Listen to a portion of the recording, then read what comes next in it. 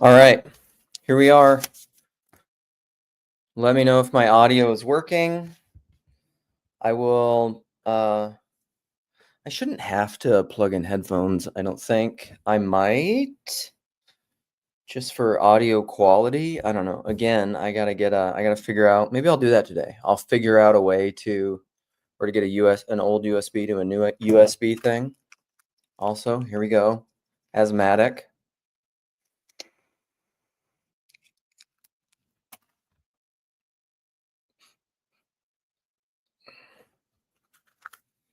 Sometimes I don't breathe well.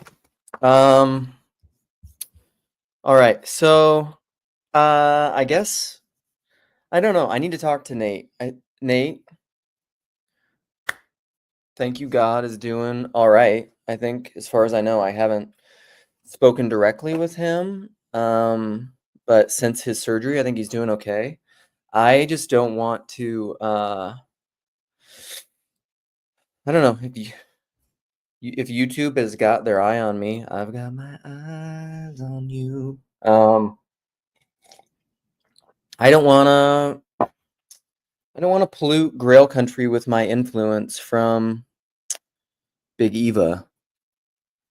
You know, big tech Eva. So I'm just gonna do it here, and it'll be what it'll be. I want to play some videos because really, I guess, what was it? PBK was talking about this in his most recent video. So I don't want to pull up the comments. I will just read my comments. Sometimes I don't think that my. So I've realized this from looking at my ever since I got the content strike or whatever, and I appealed it, and then apparently it was reviewed by, I think, a human person and upheld. I have not. I feel like my contents aren't showing up. Like I even just looked at one of the clips I was pulling up is this one. It's called "When a Heart Is Really Alive." George MacDonald and the Prophetic Imagination. Because that's the thing, the prophetic, the imagination, and it's what I've talked about. Is like even all things depend upon the imagination to act in the world. Like you can have information, but then infinite information and what to do with that information and how does it arrange in hierarchies is that is meaning, that is value, meaning and value. You know that they're very similar. That is the hierarchy that gives you the interpretive framework, the pre-conscious, the pre-awareness. I would say it's included in your consciousness, but it's the unconscious that Cormac McCarthy speaks about, that I enjoy so much. The dream, the fullness of your consciousness, which includes your pre-conscious awareness. So it's not something it's not in your prefrontal cortex. It's not in your left brain. It's not something that you can name and look at and point to. But it's in there. It's the idea before it's articulable. It's like how to say it. That thing. The telepathy tapes actually talk about that some. All ideas are pre-verbal. You could say it's the divine. They're still in the ether of the divine language. The black dark matter. Or something. So and yeah, maybe Sam can come in and talk about my blacklisting or my blocking or whatever it is. But let's start. I'm gonna play some clips. Yon God, hello. Appreciate your support. William, I appreciate your support. Jeff, I appreciate your support. Jeff, you got a shout out. Dumir. Doomies. Jeff got a shout out in PDK's homeroom. I am not fully through it, but a lot of what he's talking about, like, I want to make a comment on this. So he's talking about Protestant, Catholic, Orthodox distinctions in sola scriptura, and how do we interpretation, postmodernism, meaning, how all those things are nested. And he was like contrasting Protestantism with nesting meaning in a text. So he asked this question at 508: can a text have meaning? And no, absolutely not. No, a text can't have meaning. If you think a text can have meaning, You don't understand the meaning crisis and what's going on right now in the modern world, or Barfield, or the failure of institutions, or McLuhan in The Medium is the Message, and how we've outsourced meaning to text. It's a technology. It's like proto AI. You look at proto AI and you're like, can AI have meaning? Well, can a text have meaning? It's a previous technology, but this is Socrates. Lament of the written word. It will make you forget, because meaning. What is that Samuel Johnson quote? I love it so much. But it's memory is the purveyor of reason. Okay? Just, this is one of those quotes that I'm gonna write it out.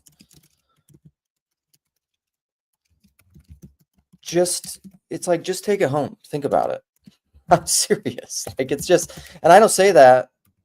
It's just because it's unending. It's unendingly fecund and pregnant with meaning. This is just like, so I don't know specifically if Barfield says a text can't have meaning. I'm saying that because the person is the nexus and the locus of all meaning. All texts need interpretation. A text in and of itself, if a text falls in the forest and no one's there to read it, doesn't make a meaning. No, it doesn't. This is the point that Berkeley's getting at. And so memory is the purveyor of reason. If you can't remember something, because memory sets the table, purveyor, it sets the table for reason. You can apply reason and logic once you remember. If you do not remember, you cannot apply reason. I'm not being irrational. I'm not being anti-rational. Rationality is good, but rationality is impotent without memory. Because you have no context. Without memory, you have no context. How is anything related to anything else? And this is what we mean by relational ontology. All we have is text. If you're talking about God and divine speech and that logos and that the logoi, if you're talking about that, then yes. But this is not what we're talking about when we're talking about the current spoken language. It's maybe what I'm talking about when I talk about pure phenomenology and divine speech and speech as pure act, when you are holy and then what you speak is reality. Yeah, but then you are fully incarnating the logos. Interpret this. So there is no meaning in a text. No. You don't understand the hard problem of all consciousness. It's the double slit experiment. And this is what Stephen D20 is talking about. Stephen, if you're there, you can come in and talk about this. My interior is entirely secular. How? Where does secular come from? Secularity comes from Christianity. Tom Holland. Like, what are you talking about? Are you saying anti-Christian? I don't agree with you. Because here's the thing. Paul Vanderklay said, Protestantism wants to root meaning in a text. And then he says, and these are limited models. All models are false, some are useful, right? And then he says Catholics want to root it in the church. But I don't think that's true. I think Catholics want to root it largely in the magisterium, except for the Catholic mystics. And rooting it in the magisterium is the same problem as rooting it in the text. It's just a different text. It's just the magisterial text. You still have the same problem. What does it mean? No text can tell you what something means. Because then you're in the problem of information. You're in the problem of objectivism, substance ontology. But you're not seeing that the relation is fundamental. A text without context is meaningless. You need context. Context with text. What comes with the text? Yosef talks about this. It's in the Torah. It's the white space behind the Torah. If you don't have the white space, the written word it doesn't mean anything. So, all right. I'm gonna play some clips here. Okay, gotta finish reading. So, can a text have meaning? No, it can't. Can a scientific study have meaning? Which study? Who says? Because then you're getting into the authority problem. You're always going to have an appeal to authority, but what is the authority? The authority is a person. But then you can treat the person like the question and not the questioner. That's what Alex O'Connor said to Chris Williamson in his modern wisdom thing. most recent conversation 4 months ago or something. That's so good. Alex O'Connor, the self-identifying agnostic atheist or whatever, understands most of this stuff better than most of the Christians that I talk to, in my opinion. He really does. I would love to talk to Alex O'Connor about this stuff, but probably not recorded because because hierarchy's blind and blind. All right, let's read another comment. I can't get caught up in your comments, or I'll do that later. I'll look at that. So then PVK says at 1136, he talks about rationalism from above and empiricism from below. And so that would be emanation and emergence. But again, to Bishop Maximus and John Vervaeke, I think it was like 3 conversations or something. I did not put that. I put a lot of things in the description of this. So you could use this information and the description to see these things that I'm referencing, because if my spastic, manic, mosaic vision doesn't make sense to you and you can't see what I'm talking about, slow down and go look at the things I'm referencing, and I'll play some of those clips, and if you want to. And if you don't want to, just be here to hate watch it or to just listen to me ramble about things that make no sense to you, I guess, if you want to. T-Grog does that. So rationalism from above and empiricism from below. And I say, no, strict empiricism is uninterpreted perception. And I say raw phenomenology. See the Farasa Hobby debate on science with Joe Rogan or Owen Barfield, or then this is what Phlebas has been disagreeing with me about. And I say, again, this is why I keep beating the apparently dead horse of the hard problem of all perception. Empiricism with a static, absolute interpretation is scientism, or sola scriptura biblicism, or magisterial rationalism, whatever. It's all rooting meaning in a text. It's trying to, but you can't, because then you have endless debates about interpretation, which is the postmodern critique of that approach. And so this is why I say all meaning is absolute and relational and personal. Receive with meekness the implanted word, which is able to save your souls. What does something mean? It is awakened from within. I'm going to play that clip from Malcolm Guite. Rationalism has the same problem. It's all interpretation, but without seeing the seer. It treats texts, scientific studies, or the Bible as dead objects. Again, it's substance ontology. So this is the thing. Like, relational ontology has become in vogue because, I don't know, Vervaeke talks about it and affirms it. But then again, people will treat the propositional affirmation of relational ontology in an adverbial way as if it's substance ontology. What does it mean? What does it mean? And then therefore, how should you act in the world if relational ontology is true? And that means that everything is contextual. It means that everything is relative. Not arbitrary, but everything is relative. Everything isn't arbitrary because we have embodied relations to things. Like there's what is it? I want to look that up. There's a really great, I was just thinking this the other day because this came up. It came up in the end of my stream yesterday. Also, I should probably stop swearing so much because Khezi lovingly reprimanded me, and I appreciate that, and I think I agree with it. Like, I don't know, it's outrage culture, it's rage, it's reactionary rage bait culture, which is kind of an American thing to do. We like to protest and be angry about things, but it's probably not a good idea. So in the end of that chat, and I did put this in the description, so with Rigel, Thurston, Seabax, just like a wizard, like that guy is, he pivoted and he went into a Rando's, and that's on his channel. He simultaneously streamed it, and I also screenshot it and sent it to Jeff, who's here, who will probably put it on Rando's United at some point. It's a really great Rando's. It's really good. Like, Rigel's story is awesome. It's so cool. Like, I think it didn't even have 100 views so far. It needs to have many views because it's very good on Seabax's channel. and I want to proliferate it and get it out to as many touch points as I can. So hopefully it's on Rando's United. PVK, you should watch it because it's awesome. But towards the end of it, they were talking about tradition, and I brought up faithful innovation because, again, back to PVK, is he says, we want to, the Catholic Church would say that they outsource meaning to the church, which is implying a relational ontology. But then when you root that in like a static magisterium, you're getting into the same problem. You're treating the text as ultimate, and the text isn't ultimate, and it's just an infinite regress. So is it the Bible that's ultimate?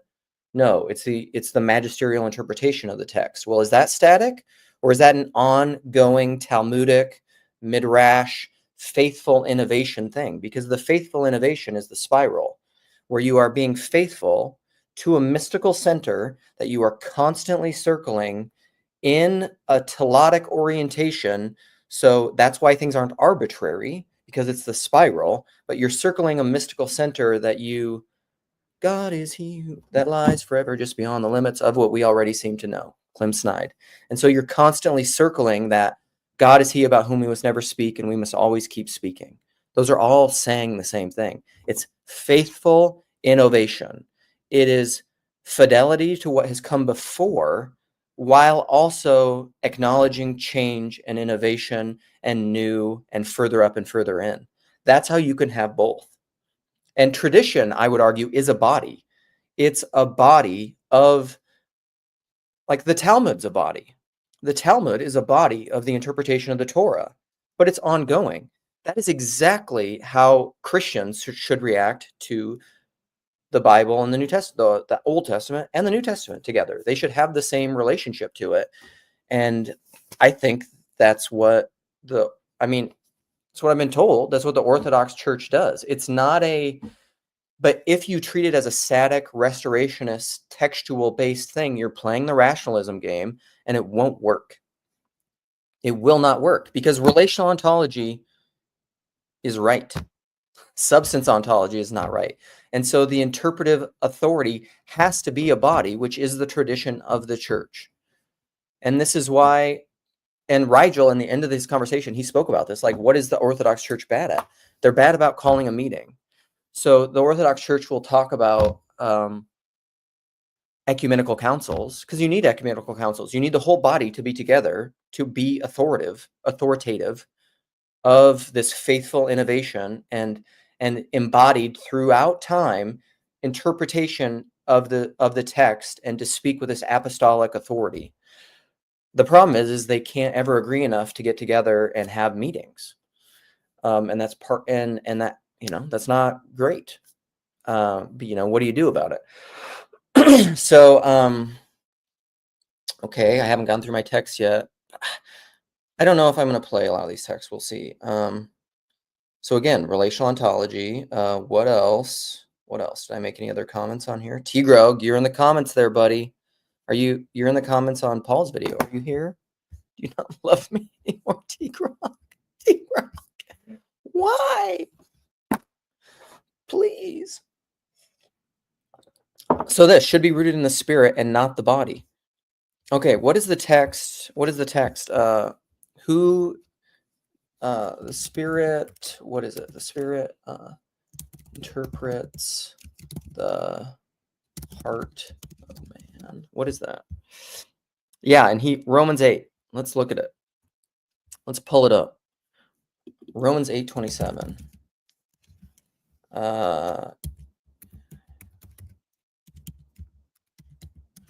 Let's look at all this. 8:27. I will share this, and then we can all look at it together. It'll be fun. I love bringing in the Bible. You know me. I love the Bible. I think it's wonderful. I think it's inspired. I think it's inspirational. Inerrant. Well, depends on what you mean by that. Have you read the Chicago Statement on Inerrancy? It's actually pretty good. It's not what you would think it is, at least from my readings of it. And I did read it all at one point. Let's share some things here. Let's just start with some Bible. Let's do a little Bible study. Get out of here, shoe thing. Ads by Google. Google, YouTube. You guys don't like me. All right. It was at get out of here. Sonship through the Spirit, let's suffering to glory. Let's start here because I think it was verse 27. We want to read. Should you read a verse in and of itself? Does one verse in and of itself have meaning, or is there a context? Sometimes when exegetes and biblical rationalist literalists talk about exegesis, they say you should read the context to understand something. Interesting. How much context? A paragraph? A whole book? A chapter? The whole Bible? Well, then what is that? What's the context of the whole Bible? Oh, maybe history? What is the history? Oh, it's interpretations of the text. It's all of it. It's all of it. Okay, let's read this. For I consider that the sufferings of this present time are not worthy to be compared with the glory which shall be revealed in us. For the earnest expectation of the creation eagerly waits for the revealing of the sons of God. It's quite a verse. For the creation was subjected to futility, not willingly. I mean, all this stuff, good grief. You could talk about this stuff for the rest of your life. Creation was subjected to futility, not willingly. I just want to go into Greek studies now. Not willingly. What does that mean? But because of him who subjected it in hope. So creation was subjected to futility, not willingly. So not according to will. I want to look in the Greek of what that exactly means. And even then, you're not going to get there. Go and look at the Greek. And then you realize N.T. Wright. Remember all those N.T. Wright and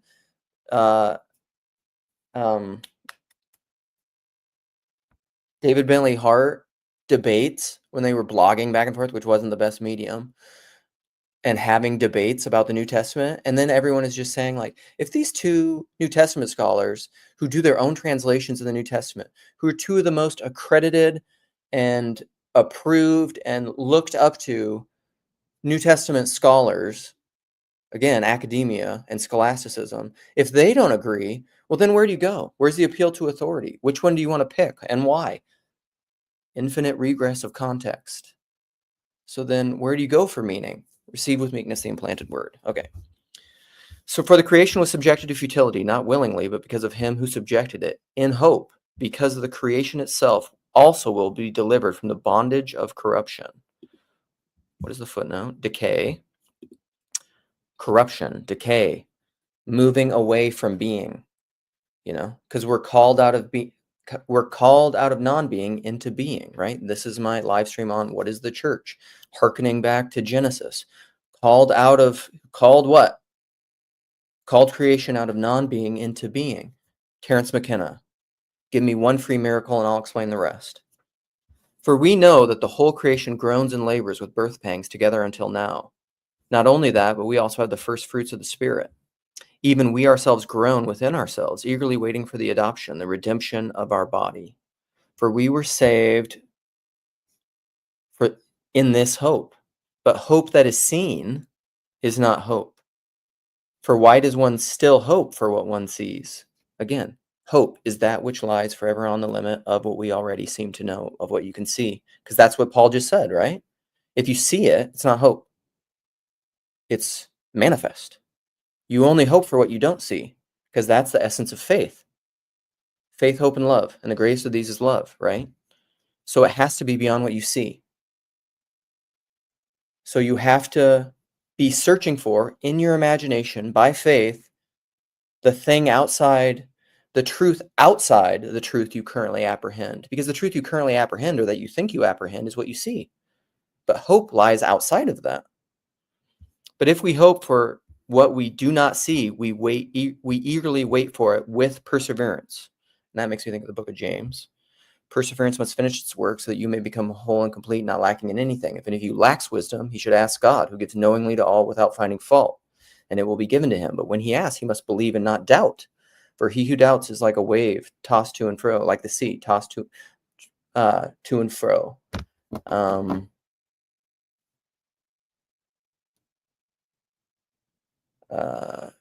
And then it goes into wisdom. And if any of you But if any of you ask God, he will give knowingly to all without finding fault. Yeah, but then you can't doubt. But then doubt, what is doubt?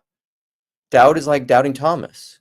Lord, help my unbelief. So he's still hoping for. Doubt is maybe hoping for the thing outside that you, because that's that Michael Polanyi quote that I love so much, that Tim Keller, again, I'll give you a bunch of appeals to authority so you can have false belief in some, some without realizing there's an infinite regress beyond it. You can outsource your authority to Tim Keller or whoever you think you trust, rather than trusting the implanted word, which is the Logos, Christ in me. So Tim Keller, in his meaning book, I can't remember the name of it right now, but he quotes Michael Polanyi saying, doubt and belief are ultimately equivalent. Doubt relies on a subterranean set of tacit belief in something else. Tacit, not propositionally articulated, not consciously aware. Subterranean, beyond the scope of what you see. This is the hope that Paul is talking about. It's all the same thing. This is the part I want to get to. Likewise, the Spirit also helps in our weaknesses, for we do not know what we should pray for, what we should pray for as we ought. But the Spirit himself makes intercession for us with groanings which cannot be uttered. Sam's been talking about that with my Sam Tiedemann off screen because he's charismatic, right? This is House of Woo. Mark Parker, Ron. We talk about Spirit, groanings which cannot be uttered. Now, he who searches the heart knows what the mind of the Spirit is, because he makes intercession for the saints according to the will of God. Who is he who searches the heart? Well, that's right, the Spirit himself making intercession for us. For he who searches the heart knows what the mind of the Spirit is. Who is he? For we do not know what we should pray for as we ought, but the Spirit himself makes intercession for us with the groanings, right? Because we don't know the words. Now, he who searches the heart knows what the mind of the Holy Spirit is. The he, I think, is we, us, right? Because he makes intercession for the saints according to the will of God. I don't know who this he is. Who's the he? McMo, William, Yon God, SG. Who's the he? And this is the thing also, a lot of this is implied in Greek, the pronouns and stuff, I believe. I don't know Greek well enough. And we know that all things work together for the good. This is one of those, what is it?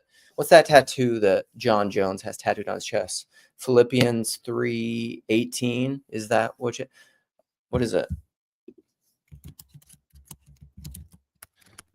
This is like one of those verses people love to quote so much. I think it's Philippians 3:18, right? No, that's not it. What is it? You guys know what I'm talking about? Why don't I remember the Bible that much? Is it because I became Orthodox? So anyhow, the Spirit searches this one. He who knows what the mind of the Spirit is. Who knows the spirit of a man? The Spirit searches to know what the mind is. And only the Spirit knows what the mind of the man. So what is your spirit that knows your mind, that makes intercession for you and communicates with the Spirit of God? I would say it's the Logos, the implanted Logos. Implanted where? Where's the implanted Logos planted? Right? Okay. I'm getting rid of that.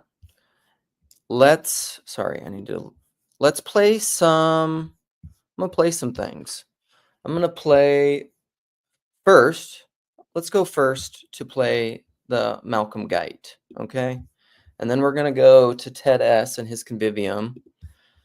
And let's make this big. Let's play here, okay? So much to convey a meaning as to it is there not so much to convey a meaning as, wait for the big verb, not so much to convey a meaning as to wake a meaning. And that's very much the experience, obviously, that Lewis had and that many have had. He concludes that part of this essay by saying, for my part, I do not write for children, but for the childlike, whether 5 or 55 or 75. And you can see that's where Lewis got his little dedication to Lucy Barfield about, you know, little girls grow quicker than books, but it may be that their time will come when you're old enough to take this story off. So there's a clear thing that the children's stories are for us as adults. I go further. The best thing you can do for your fellow, next to rousing his conscience, is not to give him things to think about, but to wake things up that are in him, or say, to make him think things for himself. Okay, there. That's the sacred magic. Make him think things for himself.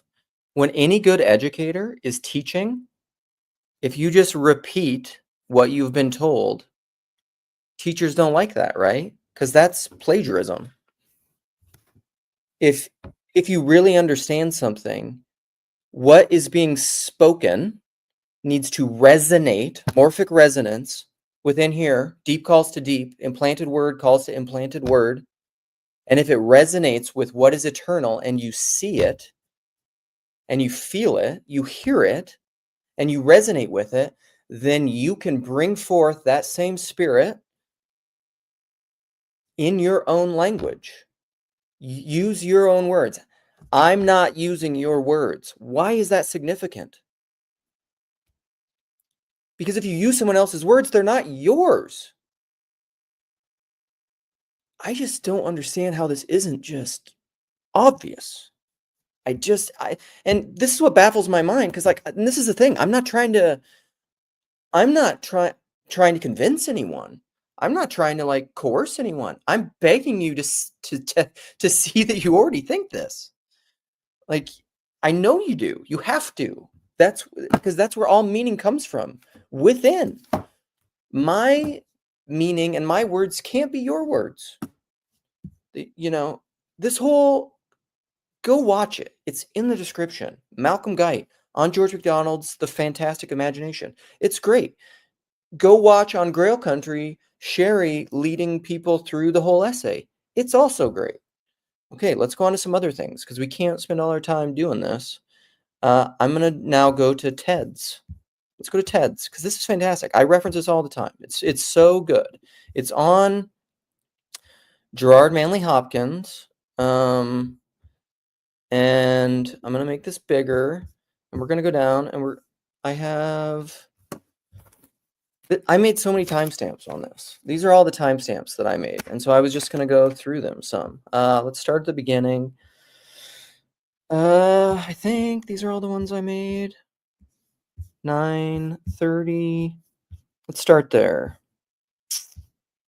There's a couple sections I want to do. T. Grog, you've already been here, my friend. Good for you. T. Grogan listens to me and watches the things that I tell him to watch, and then, or maybe he got here without my recommendation, and then he said it was stupid. Let's play some. So Newman and Hopkins were dealing with this. Whoa, too fast, Ted. Take it down. Normal. And they're trying to figure out, what do we do with this multiplicity of personal experience?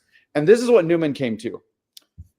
He came to this idea that there are many possible apprehensions that are proper to a single entity. And I'm reading a quote. If this sounds stilted, that's why. There are many possible apprehensions to, what do you say? Because it's apprehensions that are proper to a single entity. That are proper to a single entity. That's obtuse, okay? This is... I mean, I understand why philosophers do this and technical academics do this. That's obtuse language. But what he's saying is there's a many-to-many, and this is obtuse. There's a many-many to correspondence versus a one-to-one. Words mean many things. This is why words have connotations. This is why we look at etymologies. This is why because what is the etymology of a word? It's its context. All texts have context. If you don't understand the context, and if you don't see the context, you are stuck in an Ouroboros of nihilism and meaninglessness. Okay, back. I'm reading a quote. If this sounds stilted, that's why, because it's a quote. This is written language, not spoken language. Since a reality is what is intelligible to any person, Everything real has latent in itself an endless store of real apprehensions that people may learn to know. Okay, I'm going to go back and play that. Okay, first, what I'm doing, I'm going to put this on X so that people can watch it on X. Okay, also, should I get an X premium account so that I can also have another social media place where I'm YouTubing in case YouTube decides to be totalitarian and shut up my poor voice? I'm a victim. It's so sad. Okay, I'm gonna share this on X so that people can watch it now. I don't want to tag YouTube because they don't need to be. Happening now. That's okay. I don't want that. I don't want that to be part of the thing. Okay. PVK just said, I had my first takedown a couple of weeks ago of a 4-year-old video where I read an article from The Atlantic by Clay Rutledge on belief in UFOs. I appealed it, no dice. Crazy. Interesting. Okay, let's go back though. Let's go back and listen to some. Clara, good to be here.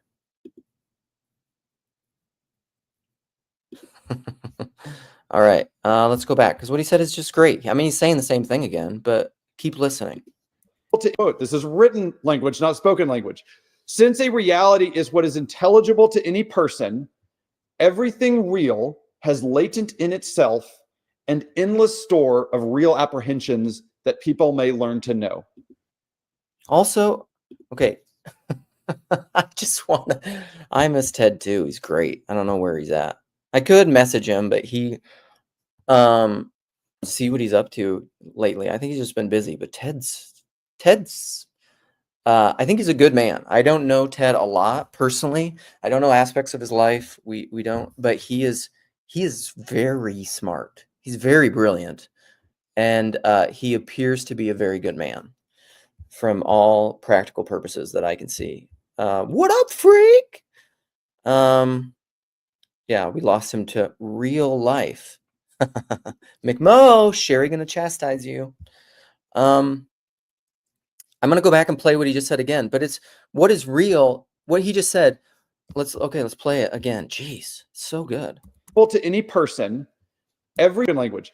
Since a reality is what is intelligible to any person. Okay, let's write this out. Since a reality is what is intelligible to any person, there's going to have spelling errors. That's correct, right? Language, not spoken language. Since a reality is what is intelligible to any person. Is what is intelligible. Is what is intelligible to any person. Okay, this is how I do my timestamp comments, and it is painful. Everything real has latent in itself. Everything real has latent in itself. Everything real, there's that real question, has latent in itself, per se, an endless store of real apprehensions that. An endless store of real apprehensions. This is just Barfield stuff. People may learn to know. An endless store of real apprehensions that people may learn to know. That people may learn to know. May learn. What a flippin' great quote. I don't even remember who he's quoting right here, but it's good. And I mean, on first blush, I think that's exactly right. Okay, since a reality is what is intelligible to any person. Okay, it's what's there. This is George MacDonald's Lilith quote that I love. It's just like, you know, I'm sorry I cannot explain the thing to you. I but barely apprehensions. I but barely apprehend it myself. And the fact is, there's nothing in you. Deep calling to deep. There's no context. You have nothing. You have no memory resonant in you for apprehending this. You haven't learned it yet. But it's there. It doesn't mean it's not there. You just can't apprehend it. But reality is what is intelligible, able to be intelligent to any person. So everything real has latency, seed in itself, an endless store of real apprehension. Your apprehension is real, an endless store. It's infinite, that people may learn to know. Everything is in there. Like, that statement says everything, if you have eyes to see. But what it also implies is incarnational reality. Everything that is real, that is able to be perceived or known, has endless store of real apprehensions. What does that mean about a one-to-one correspondence theory of a text? I don't know how I can explain this any better. It is a crime if I haven't read Poetic Diction. I have it, and I understand that's what Poetic Diction is about. I know that C.S. Lewis said of it, it's Barfield's book, right? Poetic Diction, yeah. That everybody should read it who wants to be an academic. Words create worlds. Yes. Okay, let's keep listening a little bit. I mean, I put all these timestamps in this video. Okay, can we see? There's a lot. There's a lot. Go look at the video and look at all my timestamps if you want to know more what I think, because we're going to have to move on. So Luke is an agnostic, T-Grog. In the way that you try to approach knowledge, everyone is an agnostic. Everyone. What I'm trying to say is that you and I have different understandings of what it means to know. I say repeatedly, you should know as you are known. You approach knowledge as someone who believes in substance ontology. You don't act this way, because you can't act this way. But you think you act this way. This is why I said, when PBK said that the other day, that he said postmodernists, if this is true, he said some postmodernists, let's just say that, purport to see through interpretations. You do not see through interpretive frameworks. I don't think you do. I think you do. And this is the left brain, right brain thing, and models and maps and what is really real. If you only act as if you see through interpretations, you will die. Because you're not reacting. You are not acting in accordance with reality. And reality is something that is beyond. Again, it's back to that Romans 8 thing. It's the hope of what is beyond what you do not see. If you do not want to see what you do not see, you're going to die. Because you don't see everything. Okay, I got to pause. I don't know who this is. This is maybe someone that I need to talk to. Yeah. I'll play the video while I talk. How about that? A relative infinite, such as Hopkins finds in the human soul. Okay, so that right there, a relative infinite. This notion that every bit of reality has an endless possible unfolding that could hold for you. And when I say reality or thing, I want to broaden this out. I don't mean just physical objects. I mean phenomena, I mean words, I mean persons, anything that you can relate to, right? Anything that you can have an intelligible relationship to. There is, what Newman is saying here is that there's an infinite possible number of ways to relate to it. Okay, is that good? Well, maybe it's good because it says that our subjective approach to a thing may or may not actually be true, because we're no longer looking at it and saying, well, I think about something one way and Father Eric thinks about something one way and Parker thinks about something one way, and they're all different. And so one of us is right and the other people are wrong. Okay. Right? Because that's one of the traps you could get into with subjective experiences, to say, well, if there's a thing out there that we're trying to connect to, that we're trying to see, and we're seeing differently, it means most people are wrong and one person's right, or maybe no one's right. And Newman is trying to get away from that. He's trying to say, no, hold on, look. The capacity of reality is actually to bring forth functionally an infinite number of possible apprehensions that are all appropriate to it. And you can think about this on a basic level, and you can think, okay, a great example is a tree. Again, Why is a tree a great example? Because you could go out in one day and look at it many times, and the light is changing over the course of the day, right? Or you could look at it at different times of the year, especially if it's like a deciduous tree in this part of the world. Sometimes it's got leaves on it. Sometimes it doesn't. Sometimes the leaves are green. Sometimes they're red. And now I'm sort of doing poetry because hopefully you're starting to see a tree differently, right? Because it's like, whoa, that's kind of a weird thing. That it's just like there's this object that lives outside that changes all the time, and it's got its own life. You're starting to see it a little bit. Okay, which of those is the proper way to see the tree? Well, it's like, oh, they all are, right? So you're looking at the tree. This is what Hopkins means when he says inscape. So inscape, he's forming it from the language that we use for like landscape. It's the inner landscape of a thing, right? And so when you think about a landscape, just like the tree, you can stand in different places. There's different vantage points. There's different lighting. And then there's you, right? Because then you can come to the tree and you could be an artist and see it one way. You could be a painter and see it one way. You could be a home builder and you're like, the tree's going to fall in the house and destroy it. You could be an arborist and think that'd be a really hard tree to cut down. You could be a carpenter and think about, right, the potential in that tree, right? Because there's not just the actuality of it, there's also the potential, right? When you plant an acorn, some people might think, oh yeah, that could be a big tree someday, right? That's a proper apprehension of it as well. So we're trying to get some notion here that there's a unity to all of the ways that you can relate to something, both potential, actual, what you might call objective or subjective. And Hopkins designates this as the inscape, right? It is something that you can, that not only that you can, that you have to enter into when you approach a thing. Now, what's interesting is that Hopkins says the inscape isn't the thing. I tested. The inscape is your apprehension of the thing. And here he's following John Duns Scotius, who my only approach to John Duns Scotius is through Hopkins. So I'm not even going to pretend to tell you what his philosophy is about.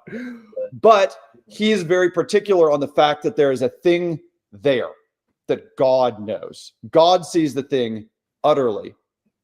Because of this possible relative infinity, this relative infinity in our perceptions of things and as limited beings, you never actually exhaust anything in your perception of it, right? There lives the dearest freshness deep down things, right? And yet nature is never spent, right? Hopkins has this notion deep inside of him that reality is rich. Yep. And it's full. And if you don't limit yourself to say, yeah, I get it, I know what that is, if you approach it with this notion of a tremendous amount there, something that you could never exhaust, and all of a sudden, well, then kingfishers can catch fire and dragonflies draw flame, right? The world is charged with the grandeur of God. Great. Okay. But we've still got to bridge the subjectivity gap, right? Because I'm seeing these things in this inscape and you're seeing these things in this. Okay. I'll be back in a little while. Let me play this Rogan clip while we wait. Let's move on.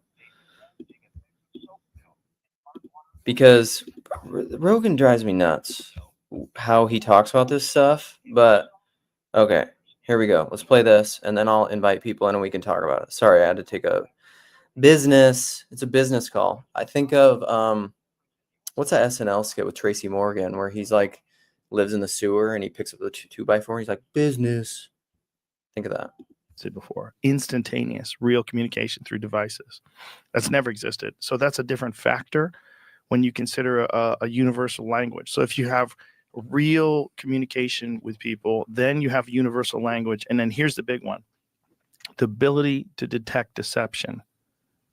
So if we really are all communicating through some sort of neural implant, and we really are doing this telepathically with a universal language, and we're experiencing each other's consciousness in a way that eliminates all possibility of deception.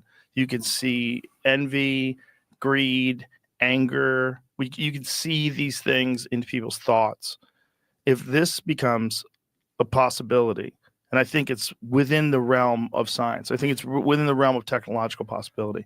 When that does happen, it will mean a very different thing to be a human being. And I think it could be one of the greatest things that's ever happened, because it would force us to only communicate at a higher level.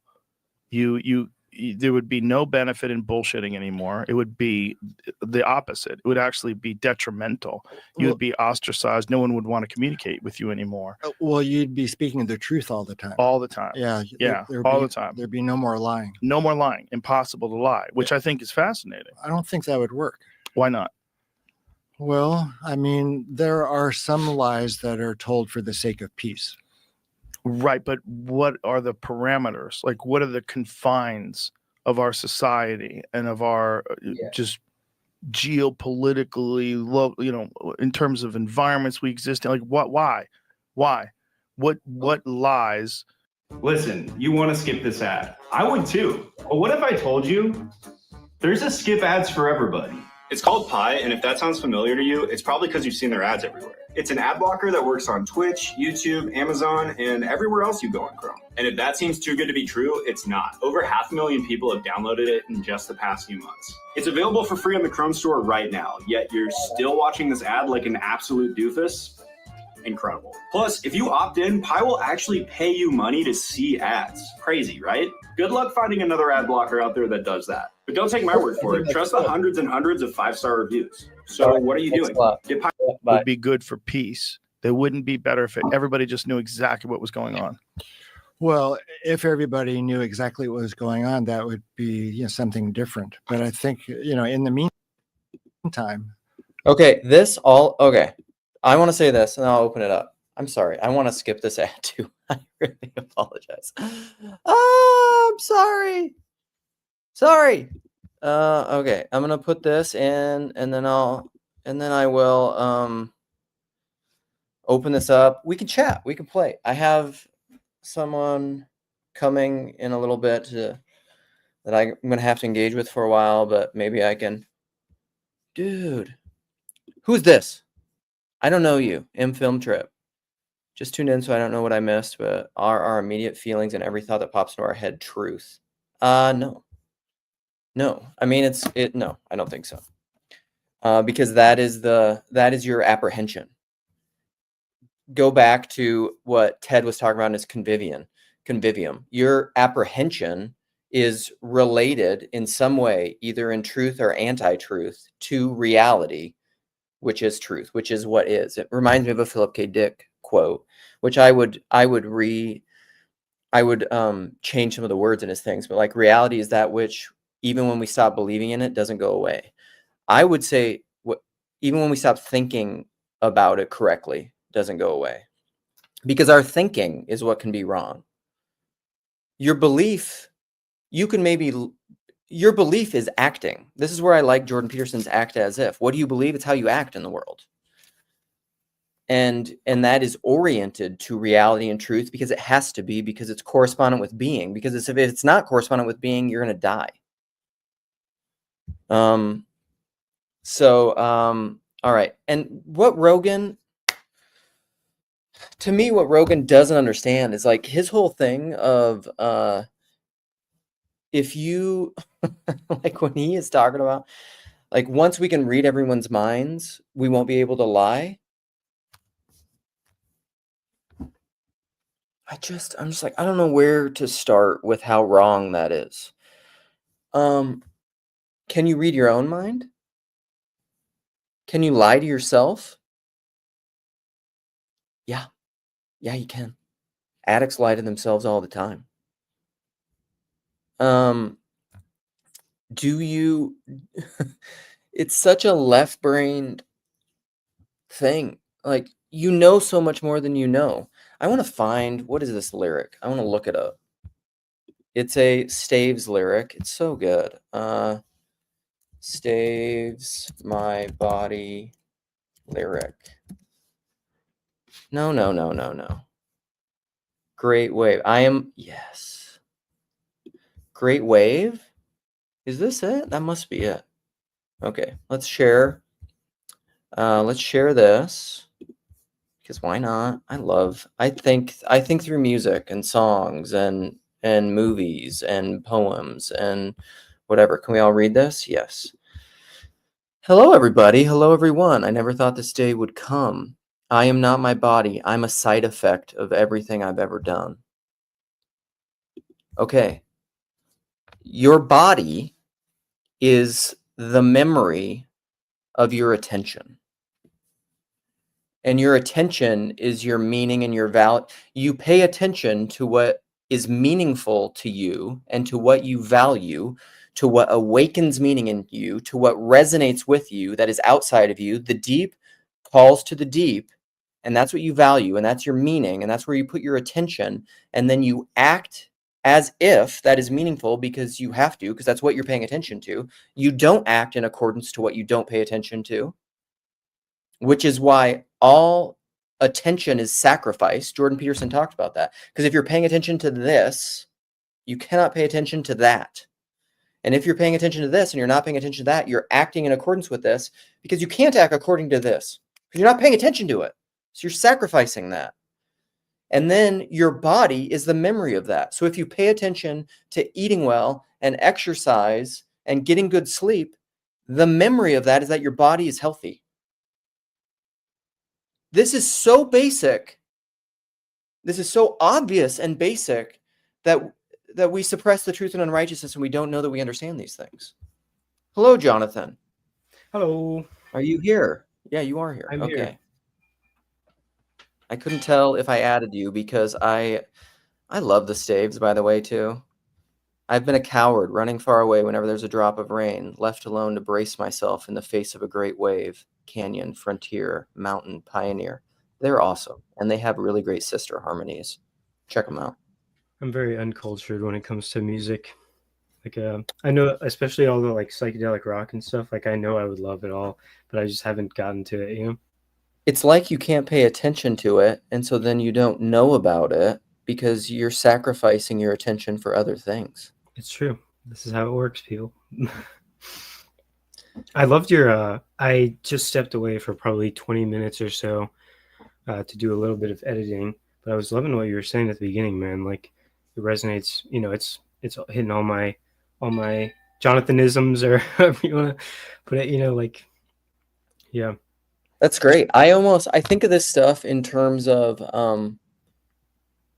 like PBK will talk about spirits and how different patterns move with spirits. So like TLC, why are we all participating in this TLC? Well, because we are something about it that we try to name and that we try to put language on often, because we'll talk about the navel gazing, is we are all paying attention to this because something that is happening within this, some spirit, some pattern is resonating with us, which is why we are paying attention to it.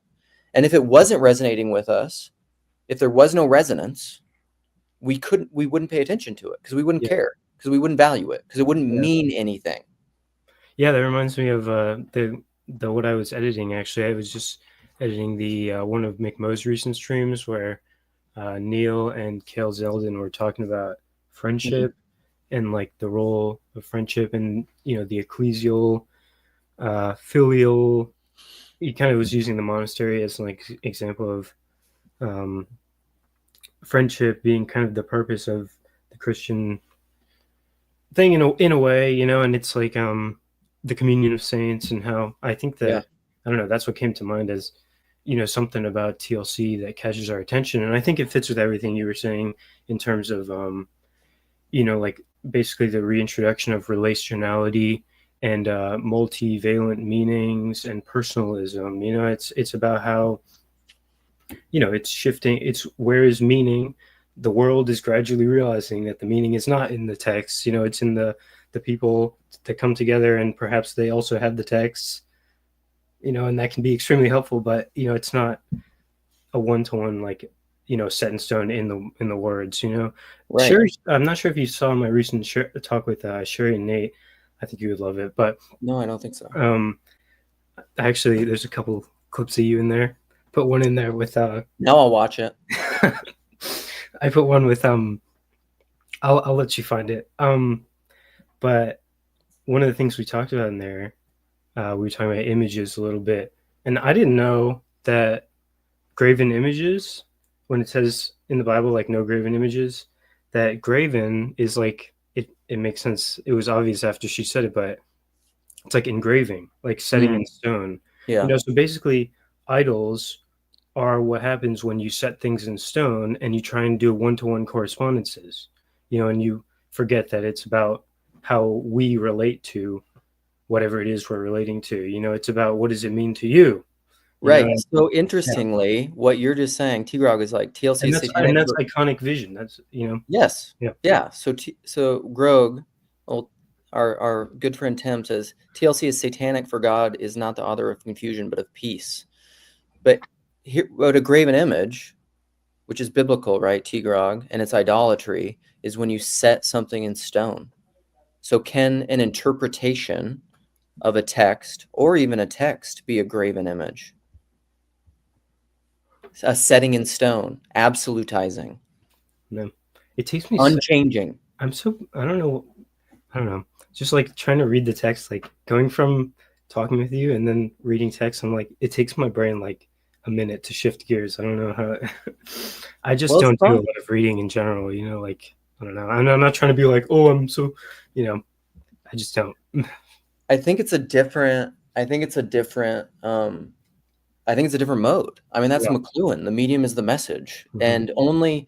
But this is what I love. Wait, if I may, because the thing is, when you read a text, you bring your imagination to it and you populate the text with, you know, like I actually would go so far as to say when people say that they are reading something and they feel that the author is present, that's basically like their mental reconstruction of what they're imagining that the author is. And it can get so close to what the author actually was that it's like this powerful experience, but still it's an imagining. And basically, like, so when I read a text, you know, I'm trying to imagine what the person means, because that's what it is. The meaning is what the person means. It's not the meaning of the words, right? So I'm reading this text and it's like this cryptic thing that's like, what is behind this? And especially when it's a short text, it's like hard to, you know, to get through there. Yeah, for sure, man. Yeah. But I think I struggle with this like differently than most, you know, but it's all of that. It's my cliff notes of all this that I've been trying to say is that communication is communion. It is resonance. Like what we were just talking about is resonance. If there's no resonance, there can be no meaning. There can be no communication, which is why all communication is love. Yeah, and resonance, in my opinion, is an embodied word. Like resonance implies embodiment to a certain extent, or incarnation, or however, like such that, I don't know, maybe I'm jumping a bit too much in this respect, but it's like, I don't know, you can't resonate with somebody through text, I don't think, ultimately. Like you can resonate with your mental reconstruction of what you think they're meaning.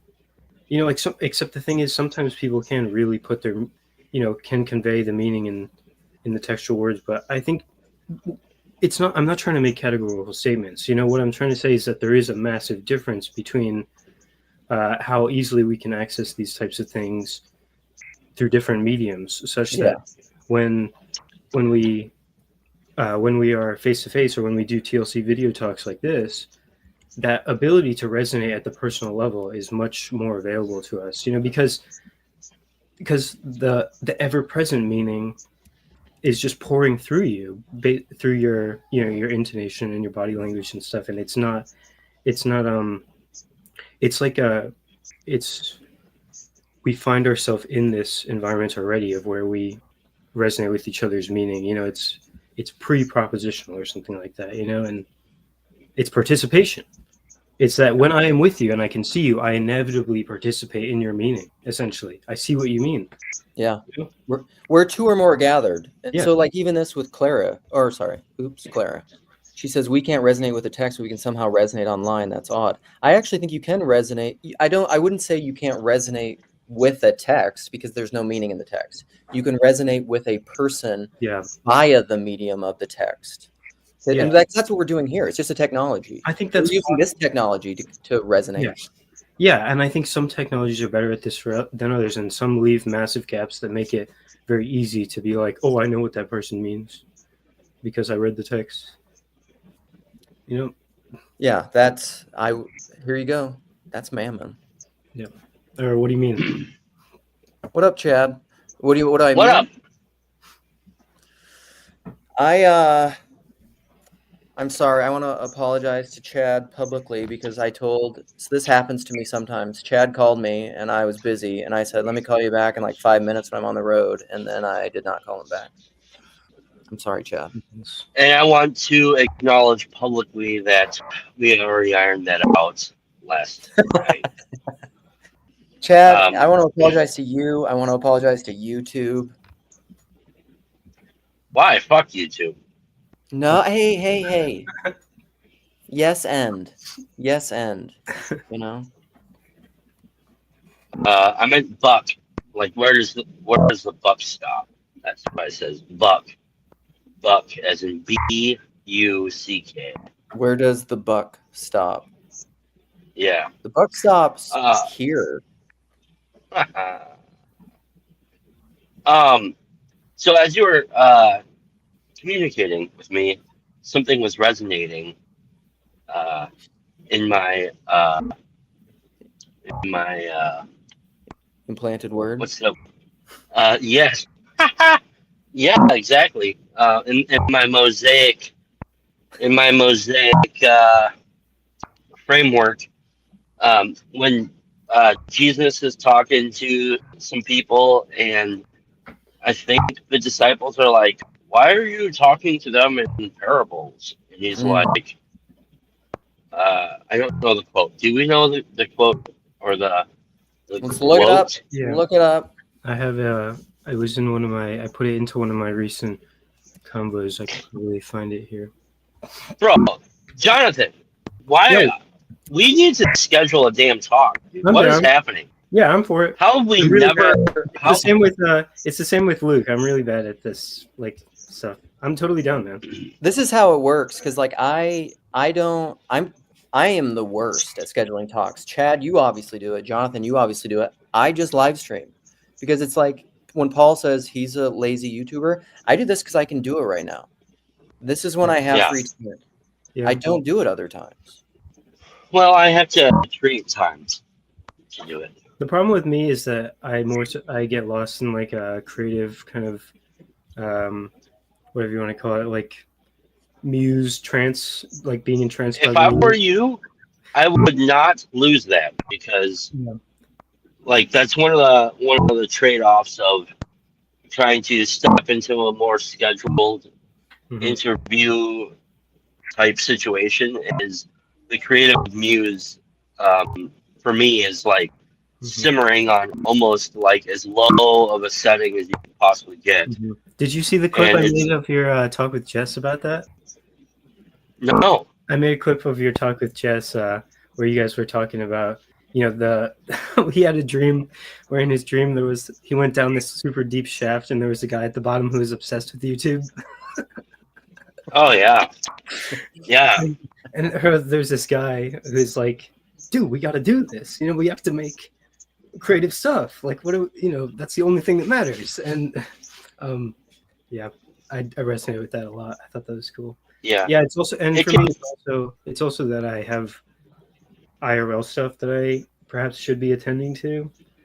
I don't need to should all over myself, but don't should on yourself. Well, the problem is if you don't should on yourself, you'll just be full of should. This is true. You think so? I think. Listen. Yes. Well, I don't want to. I think it's okay to. If you don't do, here's this. If you don't do, you'll eventually be full of shoulds. And so sometimes it's appropriate to just should on yourself because it might motivate you to do the thing. You want to find out. Okay, we should talk about sometimes DBT because I do think you shouldn't shit on yourself. So we can disagree about that and table it for now. Let's read this. Okay, let's do that. Thank you. I would say he agrees. Yeah, we agree. Okay. Why do you speak to them in parables? The disciples came and said to him.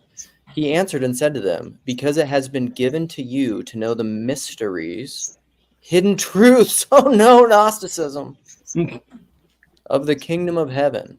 But to them it has not been given. What has been given? Receive with meekness the implanted order. For whoever has, to him more will be given, and he will have an abundance. But whoever does not have, even what he has will be taken away from him. The Matthew principle, which is the, what is this called? It's called the Matthew principle, but it's also called the Pareto Pareto distribution. Yeah. Yes. Yeah. Therefore, I speak to them in parables, because seeing they do not see, and hearing they do not hear, nor do they understand. And to them, and in them, the prophecy of Isaiah is fulfilled, which is, hearing you hear, and shall not understand, and seeing you will see and not perceive. For the hearts of this people have grown dull. Their ears are hard of hearing, and their eyes have closed, lest they should see with their eyes and hear with their ears, lest they should understand with their hearts and turn, so that I should heal them. Oh man, that should just tie somebody up in about 1 billion knots. I love it because it's like what I hear there is a lot of what PBK was talking about up at the face-to-face events, where he's like, there's stuff under the waterline. There's like those who think that they know Uncle Tim, Tim the Tea Grog, Noman. He knows, right? But like, there's things that, like, even in conversations that I've had with folks in TLC, like, well, okay, here, I'll use this illustration. It's the thing that people said where, oh, Peterson was talking when I first started listening to, and he was saying things that I knew, but I didn't know that I knew. Yes, and that's exactly it. Yeah, yeah. And so what I love about this is just to I hate this word, confirm what Seagrog is saying, not confirm. What's that other one where the church is always doing with the gays, where they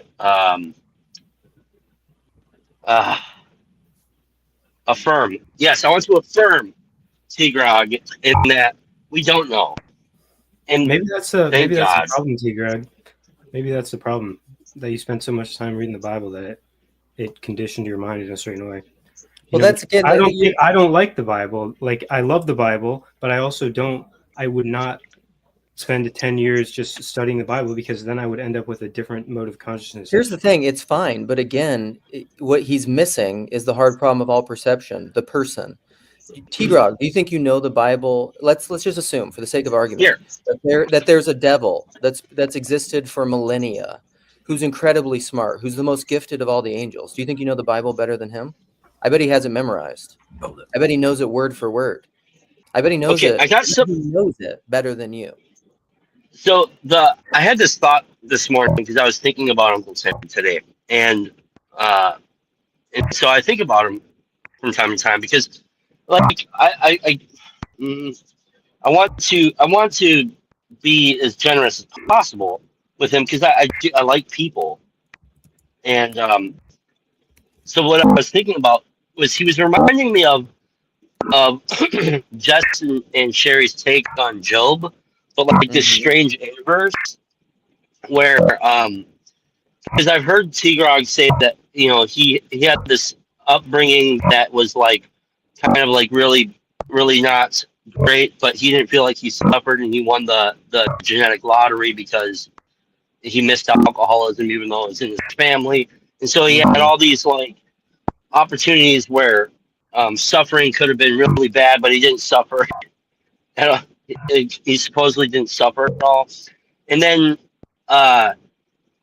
and he denies that God is and that the devil is and all that stuff. Yet he talks to us as if they exist.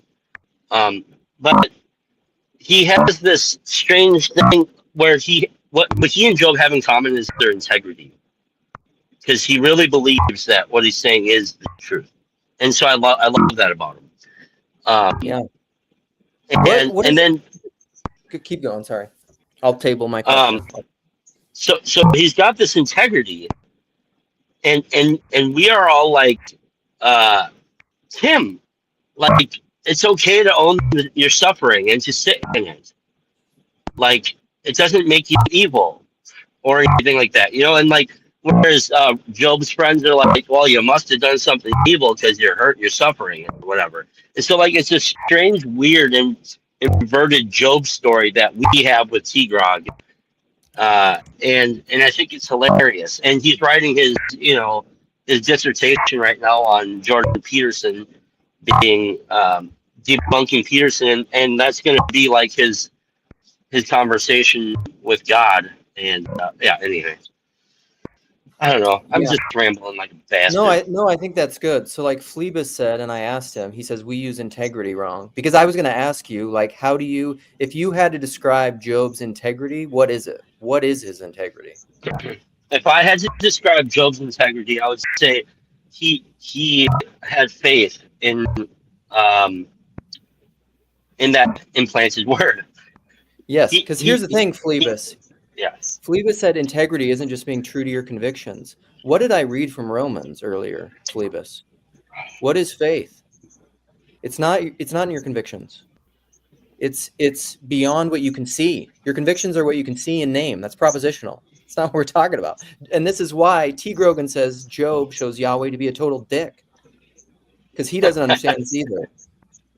Have you listened to Jess talk about Job?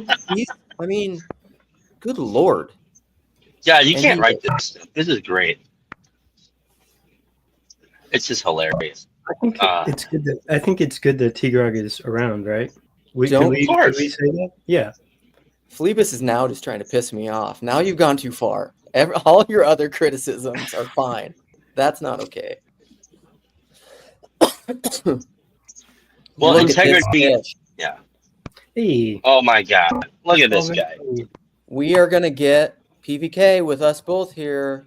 YouTube is definitely gonna pull this down. We're standing in the shadow of the sun. So, like Tim Keller, maybe T-Grog has been vaccinated against the truth of the scriptures. It's become he's been inoculated to it. Tim Keller spoke about that. Vaccines? Oh no, Bible vaccines. Oh no. Yeah, I mean, is this a T-Grog colonized stream or not completely. Now? We're bringing him up because he's part of the multiplicity. We're talking about Job. Oh, so it's a Jess colonized stream. Kinda. Jess is definitely colonized. It's a mosaic vision. It's a mosaic vision of colonization. My question is, if we can't use YouTube for TLC, where do we go? I think that's a good. That's an interesting question.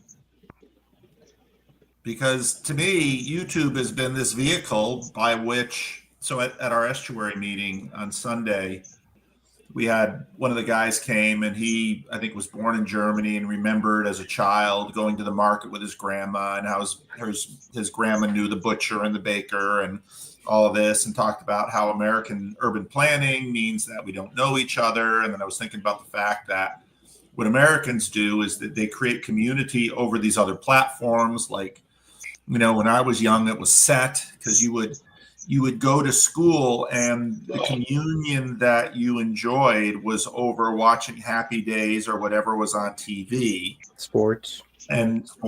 Yeah. And now we're having this communion over social media. So it's a globalized communion. And, again, Vervaeke and Peugeot both say, I'm not trying to start a community. And it's like, I am trying to start a community. And so then, I look at what Grim Grizz does and I look at what Chad does. And then it's like, you're taking Luke down, and it's, I don't know. So where do we go? They already tried to take Demir down. I think I should maybe clarify this. It's that that was a situation with an individual. Basically, I poked somebody because I love them in a platonic way, and it irritated this person. So it wasn't like the powers that be. Okay. You got it. Well, somebody made a complaint about you. Somebody struck some of the videos I had posted. Yes, an individual. So, but it's a long story, complicated. T-Grog could take this whole thing down. He's just using words now instead of, trying to marshal the YouTube police to get us all on superstition. Well, that could be a test. If T-Grog is really a Christian, will he sacrifice those that he loves for the abstracted theoretical truth of the Bible? defending God. He sacrificed the Christians to defend God. What do they call that? What do they call that? Where you put together a subcommittee of people to go out and look for something. Sanhedrin. We should. A posse? Whatever. No. Well, anyways, we need to have like some sort of subcommittee to get together to try to find other platforms to be integrating with. I mean, I know that there's something called Twitter, which I've never been on and will never be on. So if TLC moves to Twitter, and I'm not going there. We can't do that, Chad. We can't lose you. I mean, it'd be okay. I'll sacrifice. I can go. Like, you guys might have to do it for me. Just kill me already. Will you? Maybe we should get Gavin to like make a platform. You know. And Mark Lewis. Yeah. Okay. I've never used Odyssey or any of those other ones, so I don't know if you can. I mean, that's the problem. Is like you have all this. This whole thing is emerged and evolved in YouTube and StreamYard, and so this is how we do it. We'd have to There's learn Twitch. new things. Yeah, when I went to my local Jordan Peterson meetup. There was this really smart young man here in Minneapolis, and I don't know that I'll go to more, but he was really cool. And then he asked, because I was talking about PBK in the corner and different things, and he found, oh my gosh. And he found it interesting. And then he was asking, because I was saying I do this, and he was just like, what's your Twitch? Or like, what's your all these? I'm like, I'm only on YouTube. I don't do any of those things. Yeah, I think. But the problem is if we started our own platform, we would just cease to exist because we would do the most Protestant thing and go start our own church with a resentment in a coffee pot, and then we would just crumble. So like we just should stay with YouTube and continue to swarm and propagate, and well, there you have it. We just need more lurkers. This is kind of what some people would say about Martin Luther, right? Is that the issue is that he did his own thing instead of trying to reform within the church, right? So like maybe what we should be doing is doing streams where we're like, YouTube, change your ways. You know, like I don't know. That would of course be difficult, but that's kind of that's kind of how I consider myself in terms of the church as well. Is that it's like I still consider myself part of the larger Christian community and kind of pushing it to change its ways, even if that often gets me kind of cast to the side or something. I don't know. We'll just stick around until they burn us at the YouTube stake. Well, that's kind of what's happening with Luke, right? It's like, No. Well, or He's not fine. now. I kind of. He'll be fine. I agree, but it's like that's the thing is that when things like this happen, where people aren't allowed to joke, or where people read the transcript and it says, "Oh, they mentioned autism," it's like we have to say, "No, that's not what I mean." I'm the purveyor of meaning. I create the meaning of my words, and it's a relational thing. And if it's I like think Twitter will really hear that. I talk about that in the TLC, and people think I'm kooky. You think something that was such a fudgy. That was such a fudgy statement that you create the meaning of your own words. It's something like that. It's that if somebody's joking, then they're joking. Yeah, but as Luke said, the machine doesn't get the joke. Yeah, and it's machines that are doing this. That's well said, I think. But it was apparently appealed, and someone looked at it. I mean, I appealed it. I don't know if someone looked at it and think about, let's say, even if someone is looking at that, think about how much research they're doing. I mean, have you been involved? Here's the thing. A bunch of us are not terribly involved with institutions lately because think about the culture in a public school. And if you said I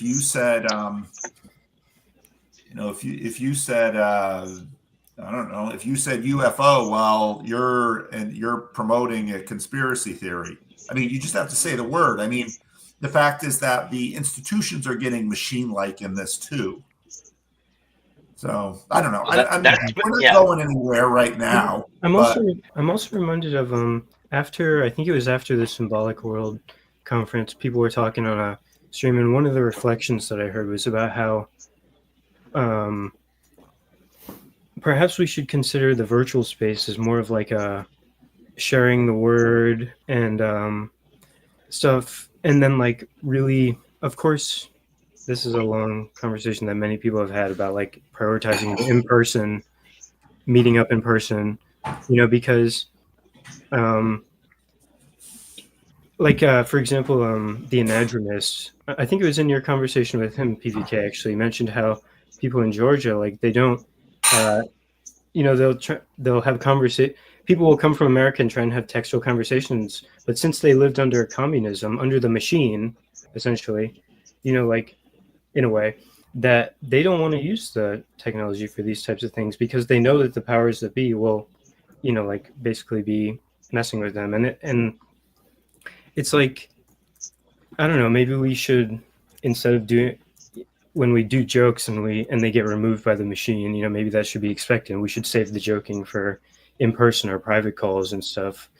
I don't know. There's an interesting thing with the public facing private and then virtual in-person. It's like, I don't know. I really love that mention that the anadromist, I'm forgetting it, Burn Power, he made. I thought that was I made it clear he didn't like it, but that's all right. Speaking of that, I guess then we'll just have to get rid of the Worldly News episode 3 that's coming out December 23rd. There's a lot of joking in there. Is it joking about, but in your jokes, are you using sneaky magical words to spread misinformation or malformation? Actually, in a way, yes. I mean, because especially the last joke, it will hopefully offend everybody. Yeah. So, that's the point. Me. It's also like the safetyism thing, like you were saying, Luke. It's like, yeah. I mean, I don't know. I would also say I've tried to point to this, but every space has its purpose and use and value. Yeah. And it's especially as a comedian, it's so funny because if I'm in church with a bunch of church ladies, just raising an eyebrow or just being like, will get a huge oh, he's doing something ironic or funny or he's being silly. Oh, and you get the big church woman but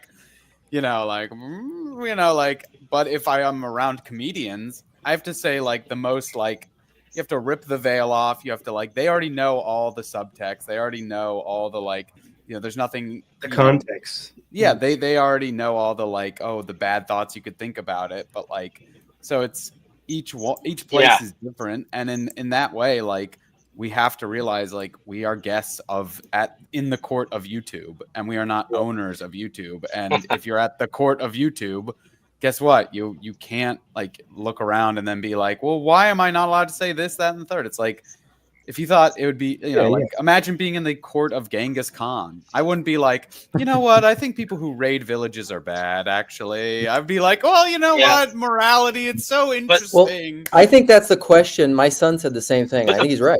I think the question is, and Cassidy said this, though, is that's all true. But then YouTube has to ask himself the question is, what are you trying to create in this space? Are you trying to create hospitality? That's kind of what I meant by we have to, instead of perhaps making a new platform, to be how do we reform this platform? It's well, the thing is that they can afford to just burn through all the different users because there's so many of them. So they're not really trying to. Yeah, I think for now, but this is why I talked about trampling down capitalism by capitalism and what Rogan has shown. I think if you don't allow people to say what they really think, you're going to lose money in the long run. Yeah, of course. But go low, go broke, blah blah blah. Yeah.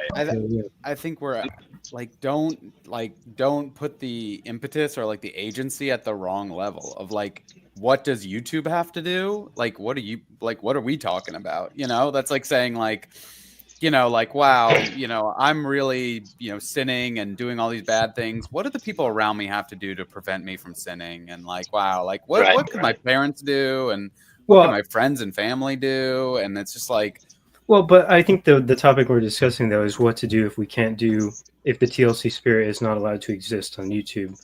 You know? Yeah, but it's just to say, like, don't, like, I think putting yourself at the position of like what other people should do, like, the real question, and this is where you start cutting into the bone, which is like, can we exist in our current paradigm? You know, but if you just say like, if you start saying theoreticals of things we have no agency over, then it stops being a meaningful conversation of like, well, it would really help us if YouTube did X, Y, and Z. It's like, yeah, you know, be really helpful if, you know, so, I mean, well, ultimately, I think it is a self-critique such that it would be one man speaking. You know, one man could change the whole world if he, you know, talked to the right.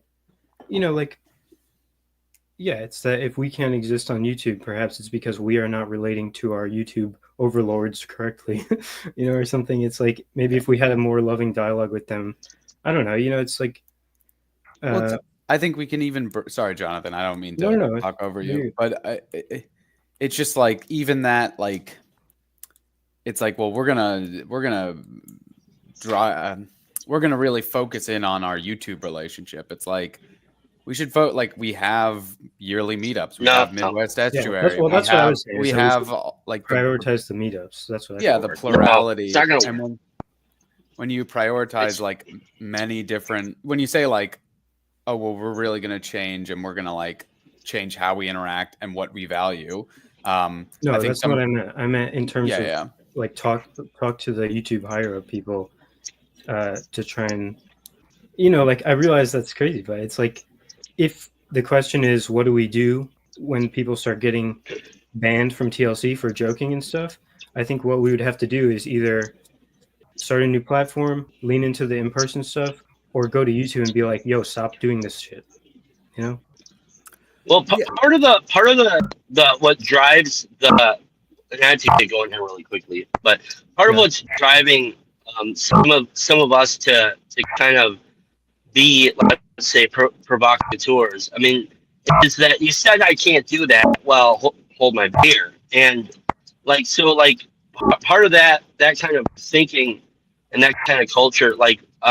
You get things like, so recently there was this comedian, well, it was like last year, this comedian Andrew Schultz made a joke about something, right? And the joke had to do with dating women of a certain color. And then there was this rapper who put out this record recently, and he said that, you know, it's never let a white man make fun of a black woman, that's law. Or disrespect a black woman, and that's law. Well, then the comedian came back and was like, haha, hold my beer.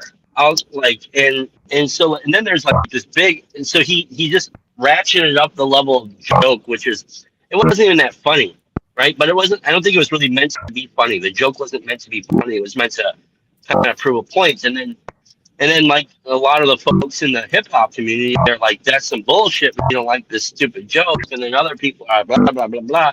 And so like part of the thing is, you're going to tell me that I can't express how I feel. Well, I'm going to step out on a ledge and say some dumb shit right now, because I think like one of the problems is we're supposedly being told that we can't express ourselves, and we can't express feelings, even if they are stupid and admittedly so. And so I don't know. It's interesting. Bunch of weirdos, just a bunch of weirdos. And I love all you weirdos. And with that, I have to go do some talking. I have to go play with some talk and do some siliconing and do some talking. It's a wonderful day, Chad.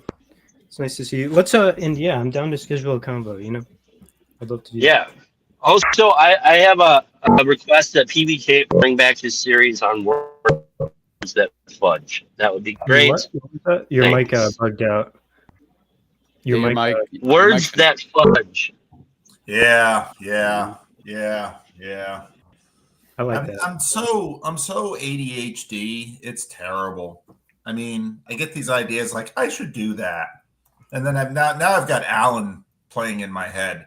You know, I should do that, and then it's like, I never will. I'm Yeah. so freaking impulsive with ADHD that Yeah. the new shiny ideas in my head, and I got to make a video about it because all I'm doing is vomiting on you poor souls with all of my word salad, regurgitated word salad. We were actually just talking about something similar before you two joined, about because Chad and I have been meaning to talk, but I was saying how I always get caught up with other things and stuff. Like, I know the feel. The Paul, on a side note, could you just tell all like the lonely grandmas whose grandkids don't call them, like, just sell them a course on how to be an online atheist in the corner, and they'll have infinite engagement. They'll just be an engagement machine. And so like, my grandson never calls me anymore. It's like, well, if you just quote Christopher Hitchens in the TLC, you will be the most popular person you've ever been in your entire life. I know this is going to sound crazy, but I'm preparing for exactly this, because what I've been doing is keeping a list of best quotes from text from T. Grog. I've just started only a couple things ago, but the list just keeps going and going. The Gospel of T. Grog. You know, let's see where's some of the greatest hits. Yahweh is not about having a dialogue. Calvinism is a demon god. Yon God. Unlike people here, I don't pretend to know things I don't know. That's a good one. Let's see. There is no devil. It is super. And I think what I have to do, though, is I have to package these things and put them on cassette tapes and sell them on daytime TV. Oh yeah. And it's a grift that's going to make Grim Grizz blush. I mean, I don't know. That's the moment I'm waiting for, is when the corner can just treat T. Grog equally to everyone else's comment. If you're blessed, if from the heavens, if you have a genius comment that's relevant to the dialogue, one person will respond. And, that's the level of engagement I want the online, the new atheist dialogue to get. But as of yet, it's off the charts. It's, your engagement is just through the roof, I remember when T. Grog showed up, I kind of thought he was like a CIA agent here to cast me in a bad light, because I'm that type of guy. It's all about me. Because he joined and he was talking about black holes. That was the first thing he said when he joined his first call. He was like, all these TLC people talking about black holes. I'm like, who else is talking about black holes in the TLC except me? But I think T. Grog is great to have around. I don't know. I think even though it caused a bunch of chaos, people trying to figure out how to relate to him, I think that's what it's all about, figuring out how to relate to all types of people. But I want to know why T. Grog triggers, and William Branch just goes. William Branch is the #1 commenter in the corner. On my videos, William Branch has far more comments than anyone else. And he just kind of slips under the radar. And but T. Grog, boy, he's spiky. He just gets in there and everybody's getting tripped up. So it's just fascinating to see. No, McMo was doing real work this morning, and I was really enjoying a lot of McMo's responses. But yeah, well, it's just because we have no antibodies, when you can say, when you get to the point where you actually have antibodies against, someone, we've all had a conversation where someone says like, well, I hate this type of person. And then you're just like, well, I'm that type of person, but I just don't care. I have zero. That doesn't even, you might as well have said the air, like the sky is blue today. But we have no, because of people coming back to faith, people being raised, people who are formerly new atheists, because of all these reasons, we have no antibodies to, even if he's correct about everything, we should not be deranged by like what he's saying. So it's just like, yeah, guess what? I bump into people all the time who say crazy things that I'm like, that's the most insane thing I've ever heard. you know, and yet I can just be like, I live in New York City. It's just like, you know, it's just, I'm just like, oh, interesting. Oh, you think that traditional marriage is a scam and that having, you know, 8 wives is the only way to live? Oh, wow. That's so interesting. Wow. You know, oh, wow. Like, you know, I wish I had thought of having 100 men run me through before she did. Yeah. Wow. What an interesting take. Wow. Are we getting lunch at Chipotle or are we doing something? Like that's how you have to, when someone says something like that, you need to just be able to say like, yeah, so the commute today wasn't too bad for my office, or what, you know, just it's kind of like just cutting through the propositional level to just like the real relational aspect. It's like, let's go eat food in silence together rather than, you know, it's like, I don't know, and there's also something about how, like, you know, a lot of people in TLC have only been around, like, of course we all encounter violent atheists and such, but it's like, you know, it's, some people are very siloed in terms of like dealing with these, you know, some people do not live in New York, you know, it's like, yeah, I think that's good points, Alan, generally. I don't like antibody, though, to be honest, as a term, because I think what we want is to bring him into the body, or, you know, but... Well, it's like, it's not antibody, like you're just eliminating it, but it's like, it's like when you have an allergic reaction, you know, and it's just like not overexposing, you know, it's like... the cat's totally... to not... Basically, like, you know, spiritual self-defense, like to be able to not mirror the things around you all the time. Or spiritual antihistamine is probably the better word, but less catchy.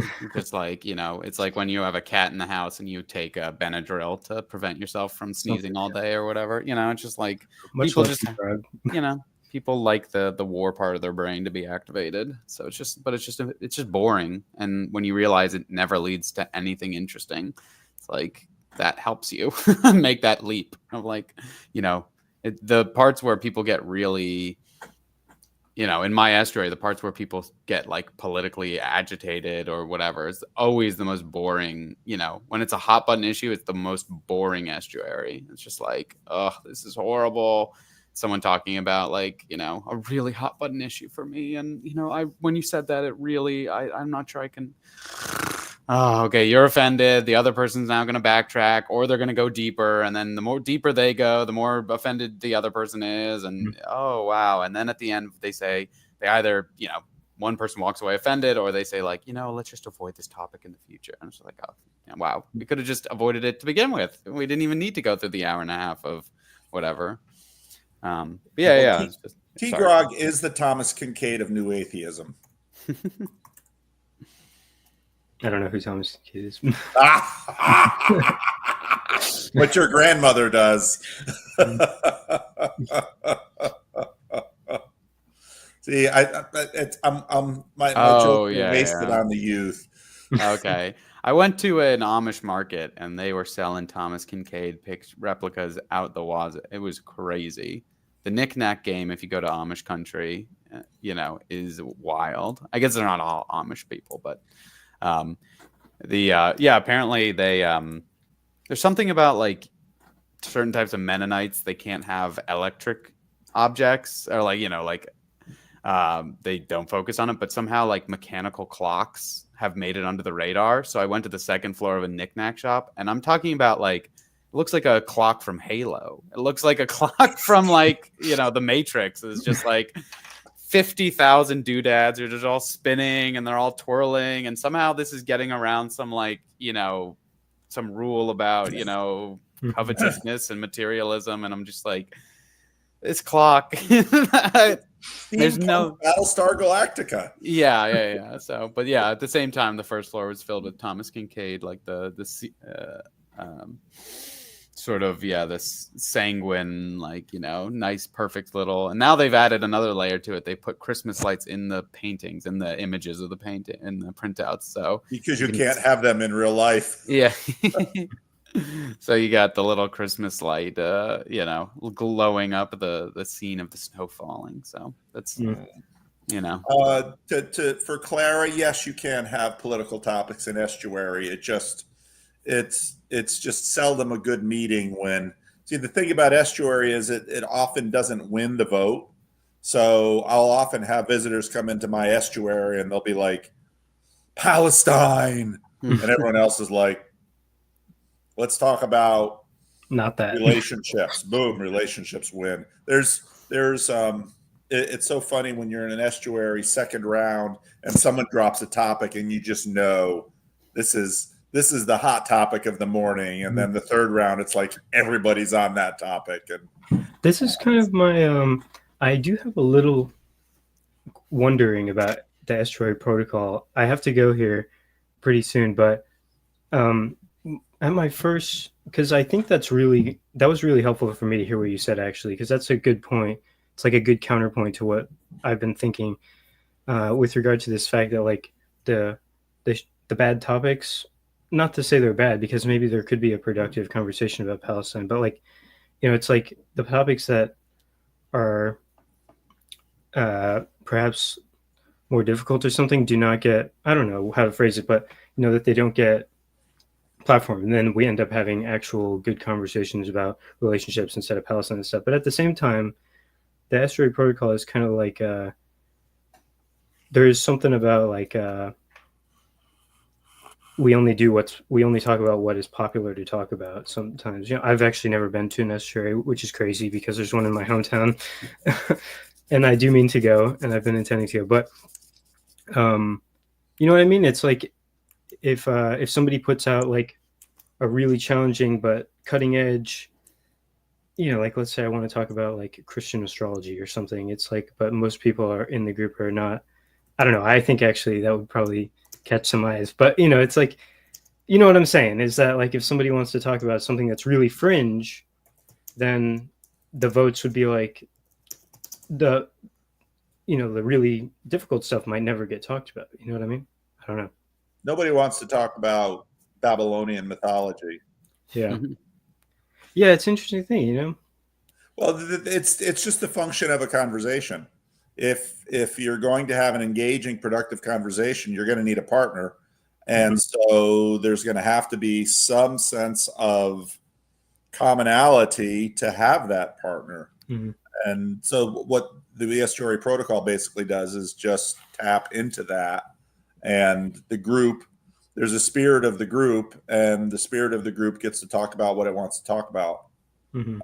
And what's been interesting, so again, in my every week estuary, I've got some TLCers and some people who have no idea. They couldn't find this community if I tried to point them to it. They'd say, Pastor, come over to my house and show me how to do this again. And so often it's really good for the TLCers, because what they've learned is that if they actually want to colonize and have their topic go, they're going to need to figure out the language to translate their TLC talk into normie talk, so that people will say, oh, that's actually really important. And then off it goes. So, yeah. And also a lot of times I would imagine that like the topics end up kind of getting drawn back in after the conversation starts sometimes, that like, even though people will pick one topic, then eventually the other ones. And then especially when you do it every week and you have a group of regulars. So in my estuary, we usually have a group of regulars, and then we have some tourists that come in. Mm-hmm. And the tourists are fun because they keep it, because people are always naturally curious about, why did you drive from Wisconsin to do this?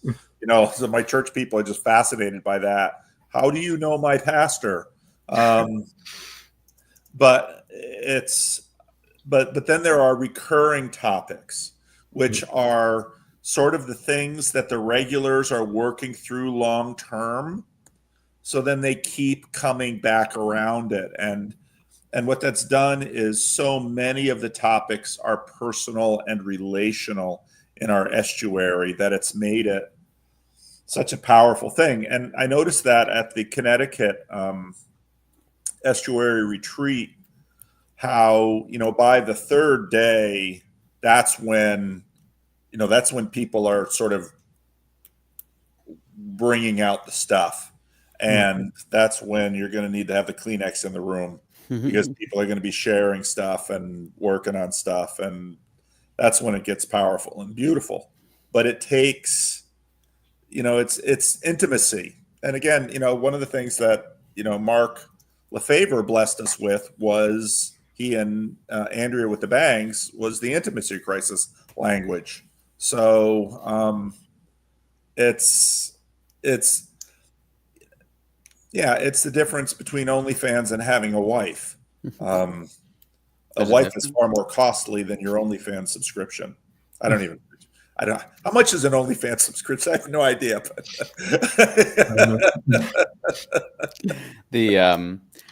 What makes me laugh is I'm now at the age where a lot of my dad's cohort and my parents' cohort are all talking about, they're on the precipice of retirement, which is hilarious. And when I was young, it was all about, when you're 10 years old, they say like, well, one day enjoy childhood because you're going to be in this work world. Because get ready, enjoy all the way up to college, enjoy college. You're messing around, but enjoy it. And then what makes me laugh is now 10 years later, 20 years later, all the dads have the same thing of like, well, I want to leave the company in a good place. Well, I want to make sure the people I mentor are in a good place before I retire. And it's just like, it's so funny because the model is like the job is just there to give you money, and that's all that matters is just the paycheck. And then now that you're facing down, well, okay, I'm going to retire and not do this anymore. It's just suddenly like, well, I can't, even though I got the money in my bank account and I could, well, I can't just retire. I have these relationships. I've built these relationships. And it's like, there's no relationship talk when I was 10 years old and people were like, well, when you're waking up at 6 a.m. to get on a train, like you're going to wish you were back in 4th grade. And now they're like, I can't retire. I'm scared. What will I do with my time? I love waking up at 6 a.m. and having a train to get onto and having a secretary to say good morning to. What? Retirement? That would mean being alone with my thoughts for more than 10 seconds. So it's just like the relationships happen. Estuary is a way to do it in purposefully, but it's just funny that the relationships happen whether you like it or not. Yeah. Well, and it's funny because when you get to be 65 years old, you're already waking up at 4 a.m. So getting on the train at 6 is like you've been bored for a while. And how many times do I have to go to the bathroom in the middle of the night? And yeah. But it's just so funny because at the beginning, it's all like, well, it's just a number on a check and it's providing for your family. And we don't like it, but you had to do it, And then at the end, it's all, well, these are my friends. This is my community. This is who I care about. I like the fact that Cassandra says good morning to me and has my, and the coffee machine's a little broken, but we're always talking about fixing it, but we never do. And my desk, is exactly in this way, and this drawer is where I keep this thing, and that series of relationships, which could end tomorrow if you just retired. It's literally the right to just say like, no more coffee machine, no more desk. It's all gone. I can throw it in the junk drawer, of my mind, and yet it's people need it. It's just like they die without. Like that's the thing. Is I used to sort of give people a hard time about that, and my friends' parents joke with them and stuff. But I realized like, oh no, I'm not just joking about something that's kind of casual. It's like I'm joking about their whole life. I'm teasing them, which you can tease anybody, but like it's not just you like your job. It's like your job is the reason you're alive, or not. That sounds wonky, but like. Those relationships are part of the reason why you're alive, and become really important. And, it's like people are surprised by the magic of Estuary, but it's just taking that whole experience of developing those relationships and crushing it down. And if you do Estuary right, you can develop those relationships in a weekend at, Olympia, Washington, in fact, or a weekend in California, or maybe possibly in the Midwest. I don't know. Who knows? Who's to say? Maybe Chicago. I don't know. So what's the deal with Franklin? Are you moving to Franklin? I don't know. I kind of wanted to talk about it, but no one. This is how I know something's going on. It's your beard problem. I'm here for you for Franklin. I'm curious because I have to. A lot of PLCers in that area. I have to take off here, but yeah, it's nice chatting with you. Yeah. Great to see you, Jonathan. Here's it's funny because like when you go on a vacation or you know, you get your little spiel that you tell everybody when they say, how was skiing? How was, you know, and you have like your little like, well, the fondue place was amazing. Or like the beach, you know, oh, you could see your feet when you walked in the water, you know, whatever your little spiel is going to be, you know, that you tell to the 8 people who ask you about it or whatever. But it's funny because Franklin's been kind of, I feel like anyone who's not a Christian has no idea what I'm talking about. And anyone who is a Christian, it's taken on such a symbolic significance that they kind of don't even want to engage. It's like, they're like, if I, you know, a lot of people are just like, well, we'd all like, I have a friend who's the most opposite of Franklin you'd ever want to, you know, you'd ever know, of just like, you know, a New Yorker through and through. And I was like, oh yeah, I really liked it. I'm thinking about moving there possibly. And he's just like, well, I'm called here and I feel like I'm a New Yorker and blah, blah, blah. I'm like, that was not a like, you should move sort of thing. But I don't know. I'm just trying to process, because on the one hand, you know, it's just been weird telling people about it, because I feel like everyone has their little like spiel in their head, or at least, you know, all the people I know in conservative Christendom have their little like reason why they want to move there or why they would never move there. And like, you know, that, you know, there's no room for negotiate of like, oh, you know, it's expensive there, or like, you know, well, you're in a bubble there. And, you know, it's like, okay, well, I'd never, you know, I just went and checked it out. It seemed nice, you know, but, you know, everyone, it's hard to actually like have that conversation thus far, but we'll see if anything comes of it. But I don't know, in terms of like boots on the ground, what it was like for me, people were nice. It's easy to talk to people. You know, I went to a bunch of churches. A lady, literally, I went to a Presbyterian church, and afterwards she was a very nice, a little bit awkward, stern lady. And she's like, it was good talking to you. Here's my card. And then she gave me a card, and she owns a chain of ice cream stores. And she has a scoop of ice cream. I'm like, this is like hilarious. This is like, you just talk to a random person. They're like, you want free ice cream? Here's the free ice cream. I'm like, it was PCA. So it was a very aggressive free ice cream. It's the most aggressive free ice cream you'll ever have in your life. It has to be orderly. Okay. We're not just, you know, you go to the non-denoms and everyone's hugging you, but you go to the PCAs, everyone's stern, but they are, you know, they are going to give you free ice cream. So it's the sacrament of the frozen chosen, you know. Yeah, the truly frozen chosen and their frozen treats. There will be I don't know if there's actually a going estuary so actually Franklin is one of these places where there are again, I see below the waterline in the TLC more than a lot, because people obviously reach out to me and talk to me, and especially people, there's a level of TLCers out there that don't show up on YouTube because they have something to lose. And so I don't mention their names, but put them in the private chat. I'll say, put it in the private chat. I'll say them.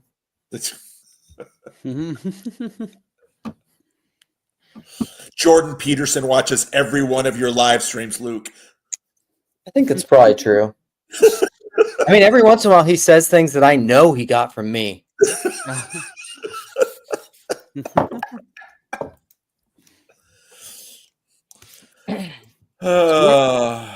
What did I miss, Alan? So PVK. You're about Franklin, Tennessee.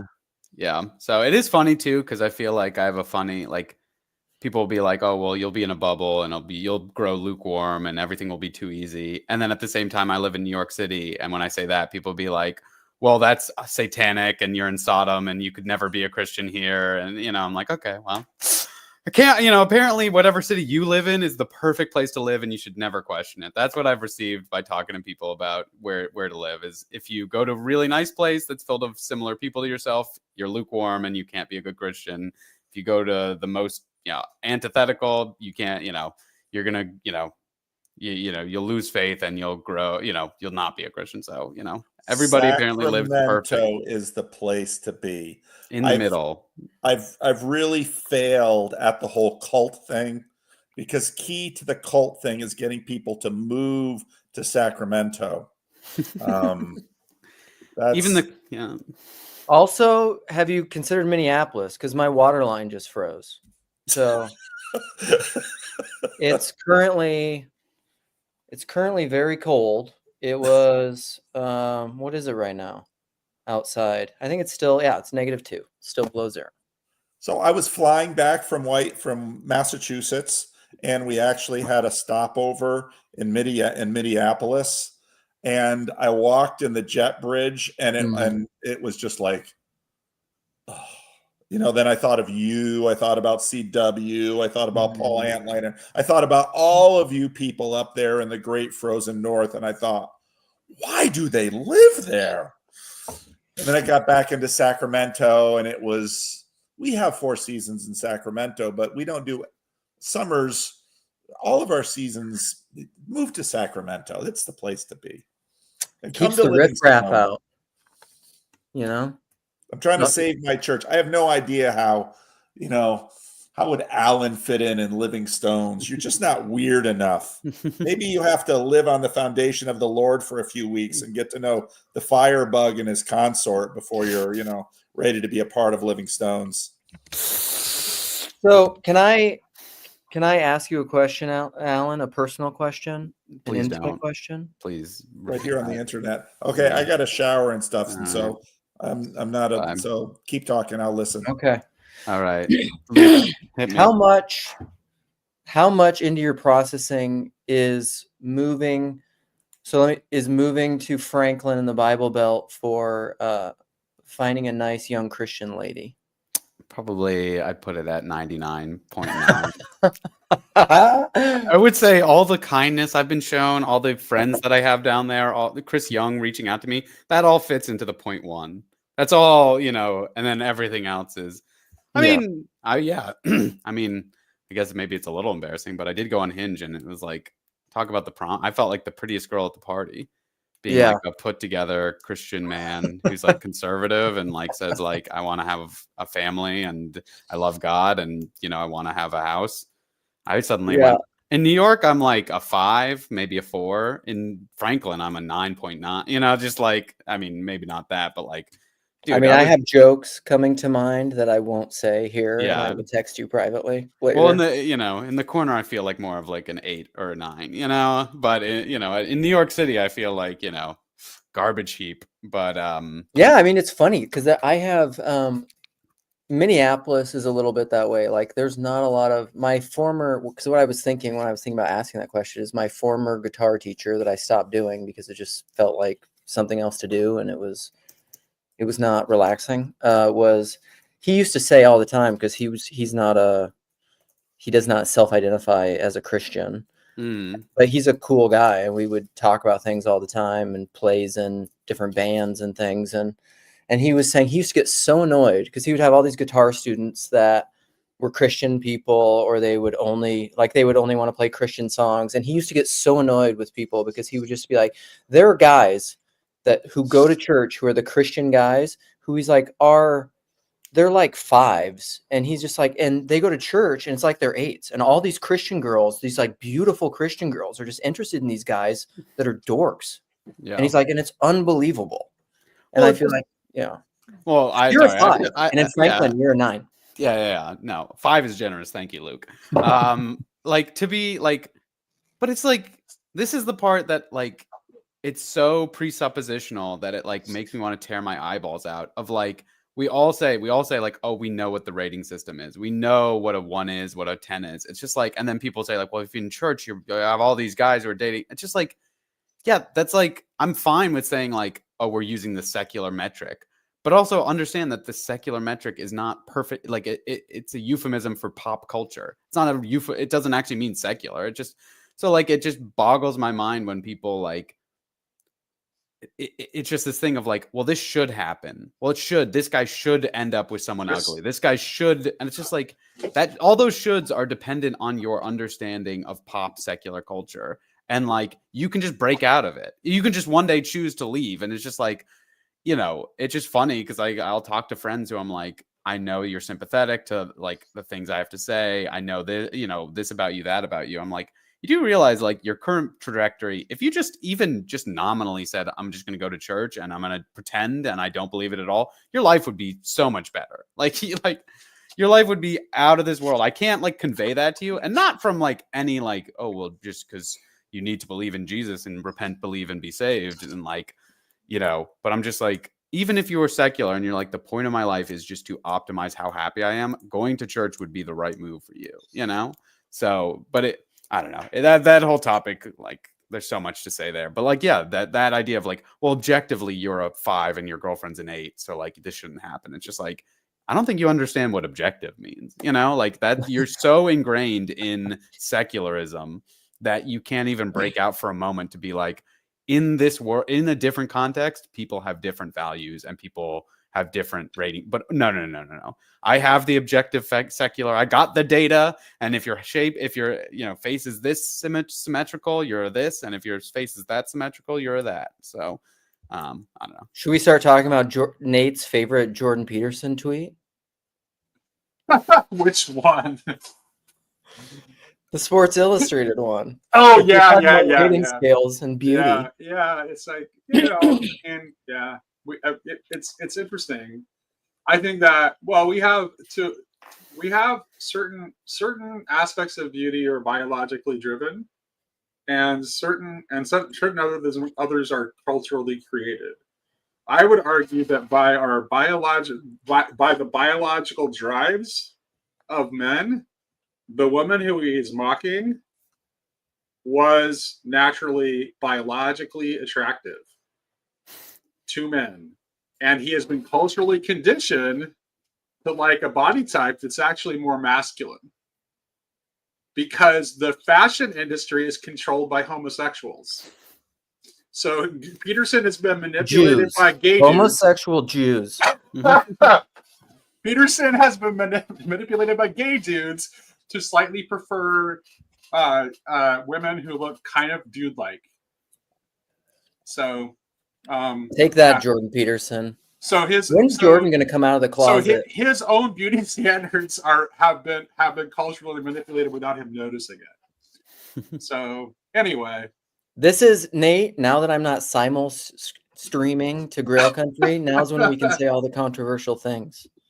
Yeah, normally I just hint at things. I don't talk. I talk about things in a slant. So, good. Michael's on here because Tori wants to come in here and talk about. Speaking of tweets, I have a direct question for him. Okay.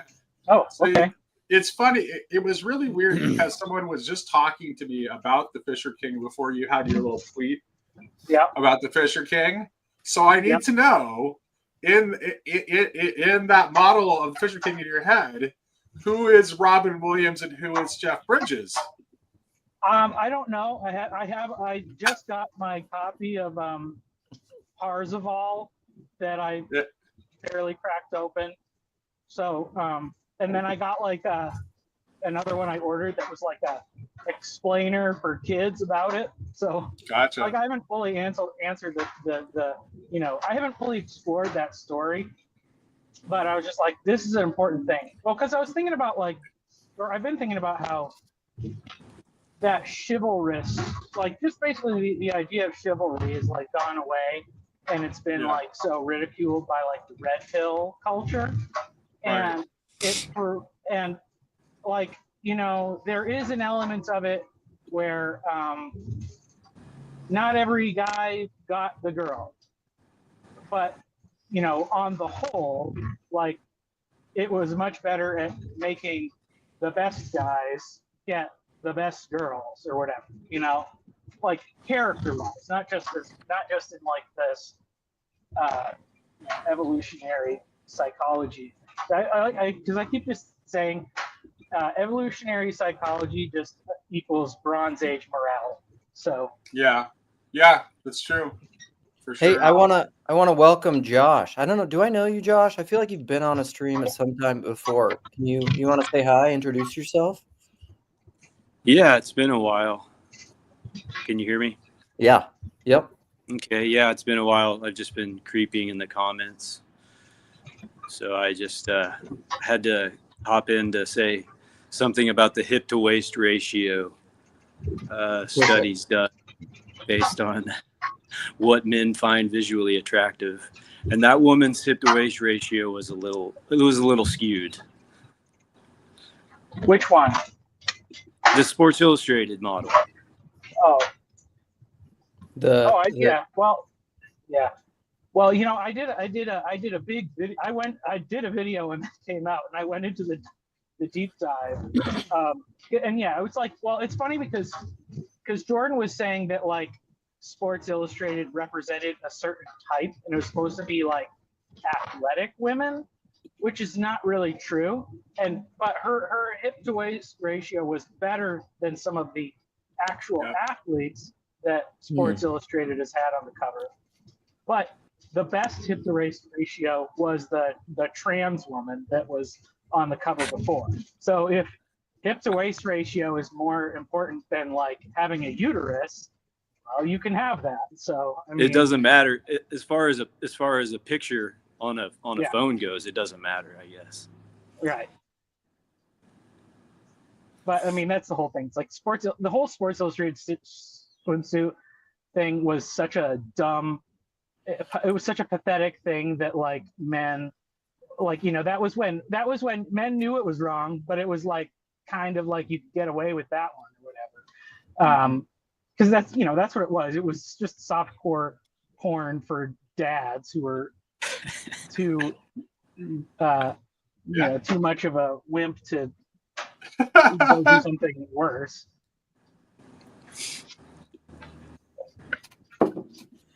Yeah, this is McMo and Mandy are just eating it up in the comments here about ratios. I mean, I wrote a poem to my wife about her body ratios, and she fell in love with me.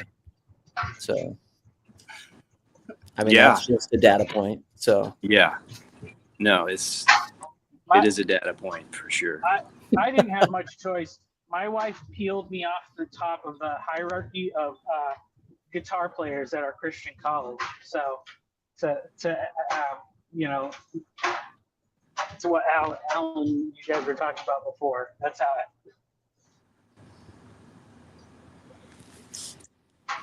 it is interesting thinking about Josh, remind me, PVK is saying I remember you, but I don't remember detail. What's your story? Briefly. Just give me 30 seconds. I'm just kidding. 3 seconds. I afforded Paul the conversation with Jordan Peterson. Ooh, that's some OG. However many years ago that was. So, I really haven't even been on any of these things since then. The course includes a menu, closed captions, and an audio transcript. Is that you, on each Nate? page. What is happening? Keyboard only. Oh, it might be. Hold on a second. Select tab and Shift plus tab to move from I wasn't expecting there to be audio. Yourself, I rookie. apologize. Spacebar or the enter key to activate. There, I'll mute it. I'll mute the source. Josh, let's go. You have to have a Randos, right? Do you have a Randos? Yeah, like 5 years back. What's the title? Do you know? I don't know. There's one about Kierkegaard, and then there's one after that, but I don't remember the title of that one. Let me look. I think there's only two that I can think of. No, that's Julian. Oh, here it comes. Jordan Peterson. Yeah, it was around Why that. Suicide, Kierkegaard, and the Peterson movement 5 years ago. Wow. Yeah, I lived in Hawaii then, but I live in Tulsa now, so I'm okay. Kind of in a different place. I'm in a different life altogether at the moment. So, what's going on in your life now? Here's the Randos. I'm putting it in the in the comments. Oh, okay. Oh, what's going on in my life? I'm divorced with 2 kids now, so I'm kind of in another. I'm on a different island, let's say. Yeah. Yeah. I feel like we don't have to start talking about this, but this came up last night. I was at a dinner party, and divorce is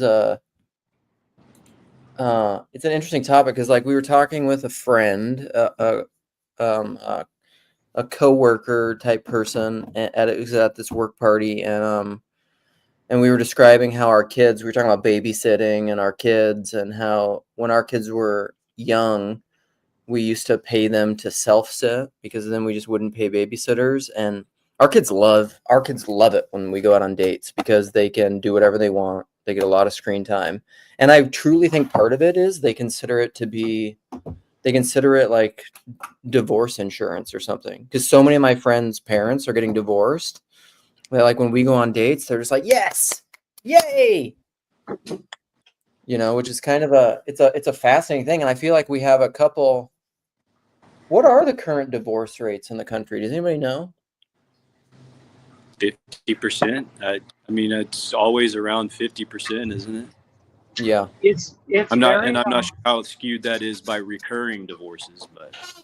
Oh, it yeah. It is skewed by that. I know that, but it's also very it's very different among the generations. Like the baby boomers being the most, and the successive generations is each less. Oh, really? Yeah. Yeah, I used to probably be affected quite a bit by people not getting married in the first place too. So. That's true. I'm sure that's true.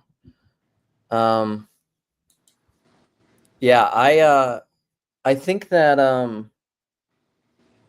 my views on it's so funny because like McMo said this, and I know that's true, but it's like my views on divorce, like everything, has changed so much, and part of that is from people I've met in the corner and just hearing their stories. And I mean, I'm not going to share personal details, but like there's one in particular who may or may not be watching, who is a divorcee, and when I heard their story, I was just like, it wrecked me, and like they're agreeing to get divorced was almost like one of the most Christian, Christ-like things I've ever.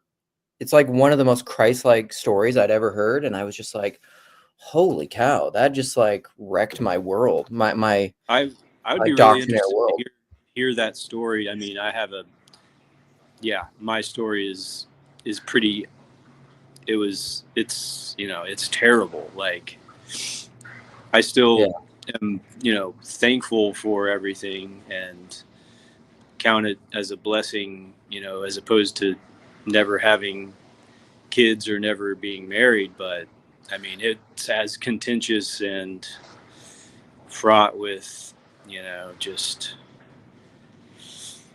so much pain.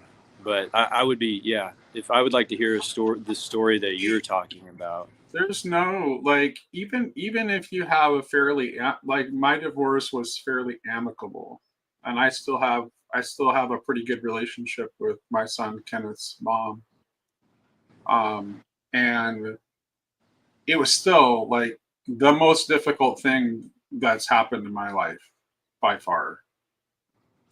I never saw myself as being a divorced person. That was just like never something that I was thinking. It wasn't even in my possibility horizon. Like it was like I didn't think it could happen to me. Because I'm such a fiercely loyal person. And I don't give up on anything. So it's like there was no world in which that I could see myself becoming divorced, and yet it happened. And so, and it was like it was devastating. It was 100% devastating.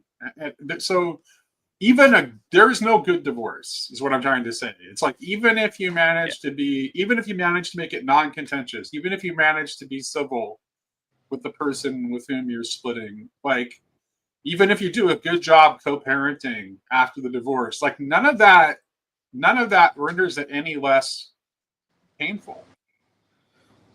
It makes it maybe a little more comfortable, but it's not, it's still at the pit of the despair that comes with it. There's nothing like it. It's just like, I mean, I honestly, like, I faced death. That was far less terrifying. Yeah, that's death what was I hear. way less scary. Yeah. So yeah. My dad has had 3 divorces, so I guess going into a marriage, I already realized that it was a high likelihood of it happening, but I was in that position of just, you know, staying with it no matter what. And that doesn't matter ultimately if there's not both parties. Yeah, because both people have to be willing to. That's the thing. It's like, it's no matter how committed you are to make it work, no matter what. If both people aren't committed to make it work, no matter what, then you don't ultimately have full control over the outcome. Right, and right, it's control. The idea of controlling it is probably the wrong basis of understanding to begin with. But yeah, one of my favorite Graham Greene quotes is, "You cannot control what you love." And I mean, it's interesting because, like, what if your spouse, what if the most loving act that you can do for them and giving them the thing that they most want is to not be with you? Yeah, and I believe that, you know, like that's true. That can be true, and that even comes at the cost of your children's health, you know, like, which is unfathomable. Like, I could understand that for myself, but trying to say, well, yeah, we have to sacrifice half of our time with our children to make this work it's I don't understand it, but that's not for me to understand. Yeah. It's an incredibly hard thing, and I don't it's part with, like, it's gone along with my my evolution in understanding what it really means to believe something. And, like, I've even spoken about it's theoretical knowledge versus lived knowledge, you know, and Rilke says the point is to live everything. It's just like, what does it mean to love your enemies, or what does it mean to love a wife or your kids or anything? Well, you can have all sorts of ideas about what that means until you're called to do it and you're tested in ways that you could not have imagined before you were put in that place. Right. And it's really easy to, I don't know, it's very easy to judge from the outside. And I don't know. I've gotten to the place where I'm just not willing to judge people for that decision. You know, it's well, you can start to see like the way in which, like, secularizing marriage in any way and not seeing marriage as a sacrament is a fundamental error, because it is so difficult by its nature that the only way it can work is if both parties are in it with God. And what's that mean, though? What's that mean practically? What does that mean? Yeah. I would say that means that both people need to be able to imitate Christ in their behavior and realize that you don't need to have your way all the time. That you can actually, like, not have your way and things will work out just fine. And that you can, and that's, yeah. I mean, That's that really hard truth, though, that I think that I'm always talking about theoretically, but why I love the biblical metaphors of the family and all that stuff. It's like, it's the idea of henosis by kenosis, because that's the thing. If you are gonna insist on your understanding of objective truth, if you think your spouse is wanting something that goes, but you can't. Here's the thing, though. You can't just. Here's the thing, though.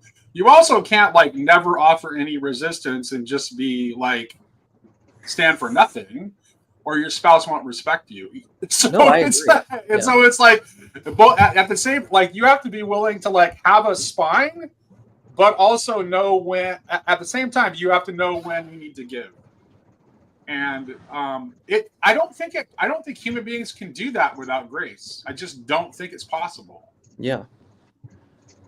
We'll always err one way or the other. We'll either end up just being weak and having no spine, or we'll end up being overly confrontational and not knowing when it's the right time to just die a little death rather than, you know, cling to whatever it is we're clinging to. Yeah, I do feel like a lot of the, I mean, you always say it's like, you can't prepare for, something until you experience it. But I feel like we've done ourselves a great disservice by not contemplating the stories of people who have gone through truly difficult experiences in these areas.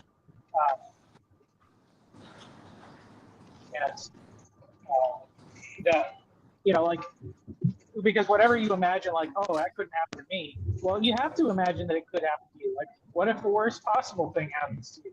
And at least if you imagine that, you'll have some preparation with how to deal with the circumstances that might land you there. Because otherwise you get blindsided.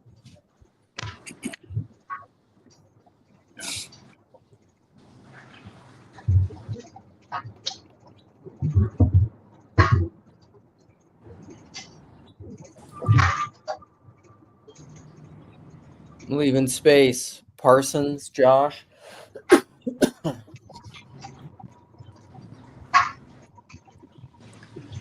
No, I was just thinking about like not having, I don't know, it's like that Vervaeke thing, like marriages that have a big wedding last longer, but it's not because like the wedding is more meaningful, but because they have a structure to hold them through difficult times. And that's what my wife constantly talk about is, if we didn't have our family around us at certain times, how could we get through certain things? And it seems like that, something Paul Vanderclay constantly talks about is the structures that are breaking down. I think that's Peterson is trying to build back up, but I mean, the other side of it is, well, what happens when, like, you hear about bad Christian counselors or somebody, stick with the person because it's, some abusive relationship. And I think that's where our society now has turned to horrific stories that they're like, yeah, just drop it, get out of it. It's better to run. And that, it's like, it's hard to, those two positions, like just have wisdom and discernment to know one from the other is very difficult. It's only when you're in it, suffering through it, you know what I'm saying? And then it's hard to say what gets you through that. What is that thing, that conscious thing that two people choose to stick it out or choose to move on. I don't know. Just throwing that out there. Happy wife, happy life. I feel. I hate that. Can you guys hear me? I okay? hate that. Okay, why do you hate it? Yay! We have hate. No, I mean that's good. Listen. This is it called rhymes. That's oppositional. You hate rhyming. But I do like the Escher. I like the Escher. Luke, it's interesting. I was just thinking about this. So we're talking about all this marriage talk. It never occurred to me before the way in which, contemplating the mysteries of marriage can actually show why universalism has to be true. Okay, let's take it easy. No universalism talk on my streams. Can you guys hear me? Can you hear me okay? You're a little quiet, but yeah. Okay. All right, then I'll just project. I was thinking, Nate, while you were talking earlier, that like a year into being married, I realized that every marriage should end in divorce. Like, it became this thing where I became curious of my friends who were non-Christian who were married. I was like, what are you guys doing? Like, it almost makes so little sense. Yeah, right. That's what I'm saying. Yeah, not like a non-sacramental marriage is just like, what? What do you think you're doing? What are you guys up to? This is bizarre. Yeah, and it makes me skeptical of people who remain married. Are they actually married, or are they doing something else? Yeah. Yeah, I've seen that a couple of times too, where I have friends in the theater, right? So they were arrangements, we'll say. Oh, Well, okay. there are people who have marriages that are like they have a they have a natural compatibility. Like that happens sometimes, but like I realize like the problem is like kind of thinking about like both like the one or something, and that everybody assuming like if you found the one, you're gonna have that like relationship that just makes sense and is like great and perfect naturally. Because like I realized like, okay, there are very specific things that happened like providentially that led to me and my wife being married. And I do believe that was ordained by God. Our marriage is not without conflict, but that's oh, well, actually the conflict is part of like the mechanism of sanctification in which we're both becoming more transformed into the likeness of Christ. And like, so then, if you look through the Bible, like there's not a lot of great marriages, but I'm not the first person to observe this, but the marriage that seems like the husband and wife are are on the same page the most is what's his name, Ahab and Jezebel. Like they actually have the marriage she is very supportive of him. She sees him crying and says, "You know what? I'm going to massacre that young farmer for you. Mm-hmm. I'm going to make sure you love. get that vineyard like you always wanted." They must have been highly educated. Well, is it the higher the education or the lower that makes the difference? I'm not sure. Well, are you a high school dropout? No, I finished technically. Yeah, I don't know. I mean, it's tough. I mean, There's I'm other thinking places for me. I don't Huh? know. There's other places to meet besides college. I think she is right. Like in terms of like the demographics of it, though. I think that is correct.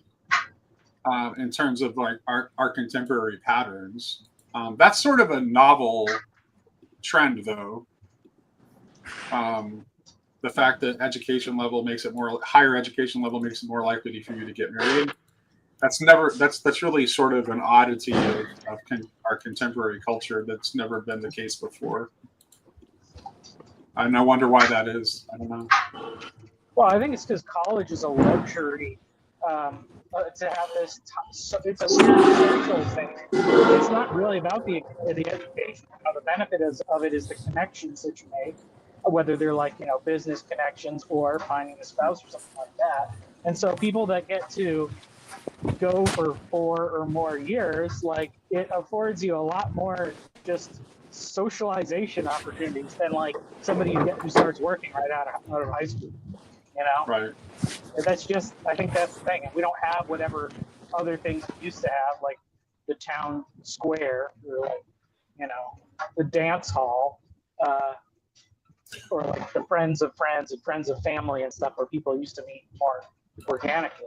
It's like the only place where people are all like, this is a whole bunch of single people who know that it's a whole bunch of single people. Yeah, I think that makes sense to me. Like it's like the breakdown of all of these kind of secondary institutions that is actually more causal. Yeah.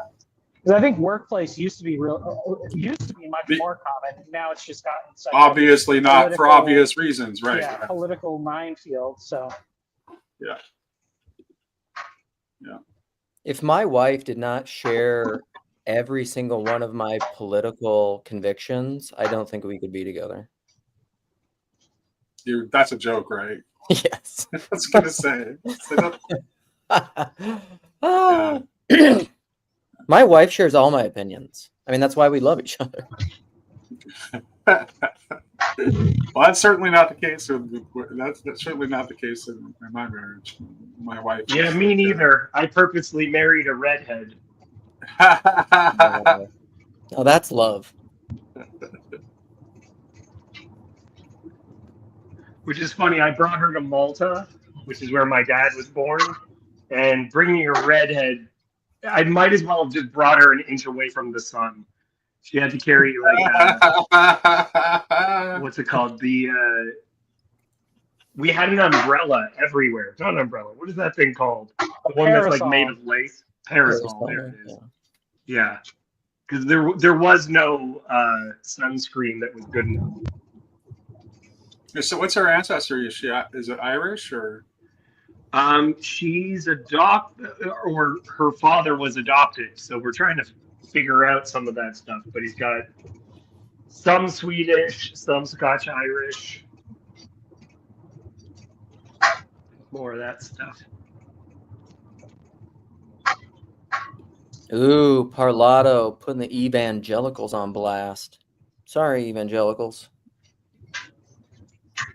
Yeah, but you know what? Nancy Pearcey in her book, she said that the problem is that those statistics, they don't take into account church attendance, and for those who attend church regularly, it's the lowest. So there's a lot of nominal Christians within evangelicalism that are terrible everything. So yeah, those statistics. Also, they've done them again where they ask how many times someone prays, how many times they read the Bible, how often they attend church, and every single time you answer that, you're getting a lower divorce rate. Oh man, Brooklyn, come on here. Are you T-Grog? Can you pull up Paul's comment about marriage being about class, Luke? Can you please go off into that? I want to address that. He's kidding. No, I don't think he's kidding. I think he's serious. There has been, like, it depends on, like, this is interesting because this actually ties to what I was talking about with it when I was talking about, like, I can't even conceive of the idea of a non-sacramental marriage. It's like, because there's marriage, there's sacramental Christian marriage, and then there's political marriage. And he's definitely right that there's always been political marriage that is, in fact, about class, and always has been about class, and always will be about class. But I would hope that as Christians, that's not what we're talking about. yeah, I think there's a lot of marriages that are, people that are technically married, and like the marriage is not functional as a, like, it is functional for like political reasons and business economic reasons, but not as a one flesh union. Right. Yeah, I mean, it's like it's not like romantic love didn't come out of a Christian culture accidentally. Oh, oops, how did this happen? It came out of Christian culture for a reason. And so as much as and I've heard Paul is certainly one of the people who likes to make fun of it sometimes, it is a distinctly Christian innovation with Christian roots. And it's not entirely wrong. It's wrong, but it's not entirely wrong. It's actually trying to say something important while maybe getting some of the details a little askew.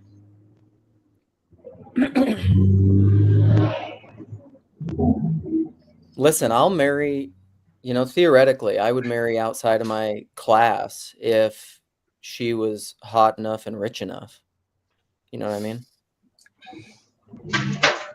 I wonder what the metaphor would be for Calvinist marriage. Like, what the relationship between human beings and God is like in a marriage sense, if it's like Reformed theology all the way down. Like, it's not romantic. It would just be, because it has to be arbitrary. Okay, I was zoned out. I was thinking about Alan, if he's ever going to find a woman worthy of him. Say that again? Well, like, one of the main ideas about why God chooses the human beings that he does in Reformed theology is its arbitrariness. It's for no reason of their own. So it's like God just picks us because he decides to pick us. I wonder what that would be for marriage. I can't even think of people who get married for that reason. It's not even a political marriage. It's not That's like because they're not gonna godlike, right? I mean, I don't know if it. I mean, I don't know if stuff is necessarily arbitrary or if it's just that there is some, there's a logic to it that will make sense at the, in the new heaven and the new earth, when all things are revealed. It seems arbitrary from our perspective. But I was talking with Jacob the other day, saying I think really, I mean, I don't know. I decided I'm just a full-blown dispensationalist now because people are saying that they're the problem, so I'm gonna identify with them. But I mean, also because of the stance that it's because of the stance they take towards Jewish people. But I think that the thing is that I think with looking at that Reformed view, I think the problem is always conflating election and salvation. There are people that are elected to be chosen to do, that's the active member of, in the kingdom of God. It doesn't mean everybody that's not elected is not saved. I think that's the assumption that causes a lot of problems with that. Right. View. It seems like in some of those situations, he purposely picks those who are of a disadvantage. Yeah. That's kind of showing off, it seems. Yeah, because he gets glory from that. So I love that, and it's great because it makes the self-righteous people squirm.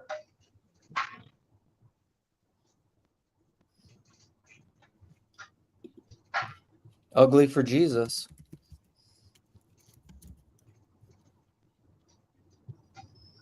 If God decides it's not in the same universe is arbitrary.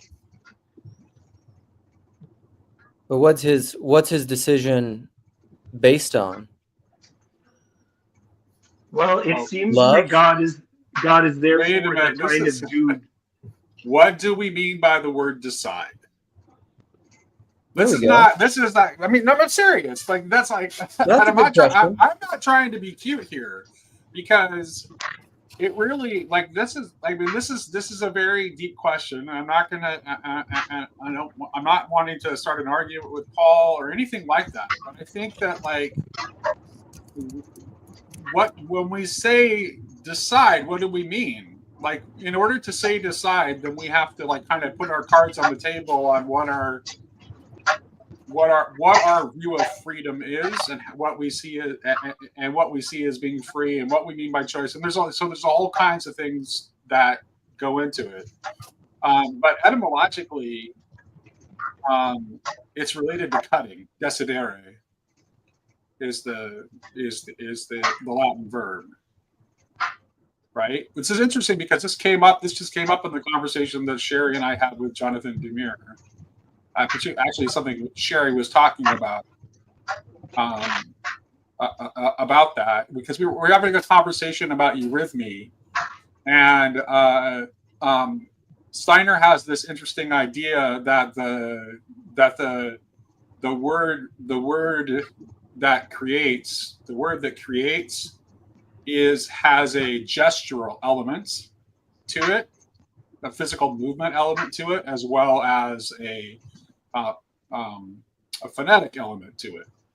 So that when God uses the word to create man out of the clay, that he's acting like a sculptor, almost, metaphorically speaking. And so what a sculptor does is the sculptor cuts away. In Hebrew is a word for someone who is a potter. It's right. What is it? Yatzar, which to form in the clay. And sorry, Nate, I'm going to bring up Romans 9. I know you don't want me to. And some pots are created for dishonorable use, So, sorry, buddy. That's just the Bible. And this is a thing where I would say, like, this is where the Calvinist interpretation doesn't make sense, because by saying that, like, the vessels created for destruction means people that are damned to hell, like, how do you know but then it's this arbitrary thing of we never know who that is, so how does that benefit us at all? I mean, but if you look at somebody like, like I look at the story of Ananias and Sapphira, and it seems like, okay, they were in the church, they were Christians, they were tempted to do a really stupid thing, and then God killed them. And that doesn't mean they went to hell. I'm sure a lot of people would say they do. I don't see the evidence for that, but they served a very useful purpose if their mortal lives were destined for destruction, because they just had to do that, just have to happen that one time. And then, like, I mean, it's the same thing with, like, Abel. One guy dies, and then everybody is now morally responsible for knowing how bad murder is because of that one guy that got murdered, So, like, so I don't, but there's no, it doesn't make sense that it's necessarily means they go to there in hell because of that.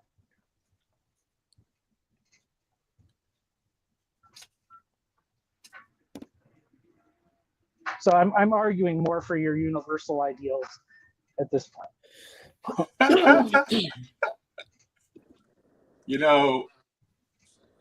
What the best question? I mean, to me, the best question that Luke asked of the hardcore Calvinists is, which actually relates directly to the question that I was asking of Paul's question. What do you mean by decide?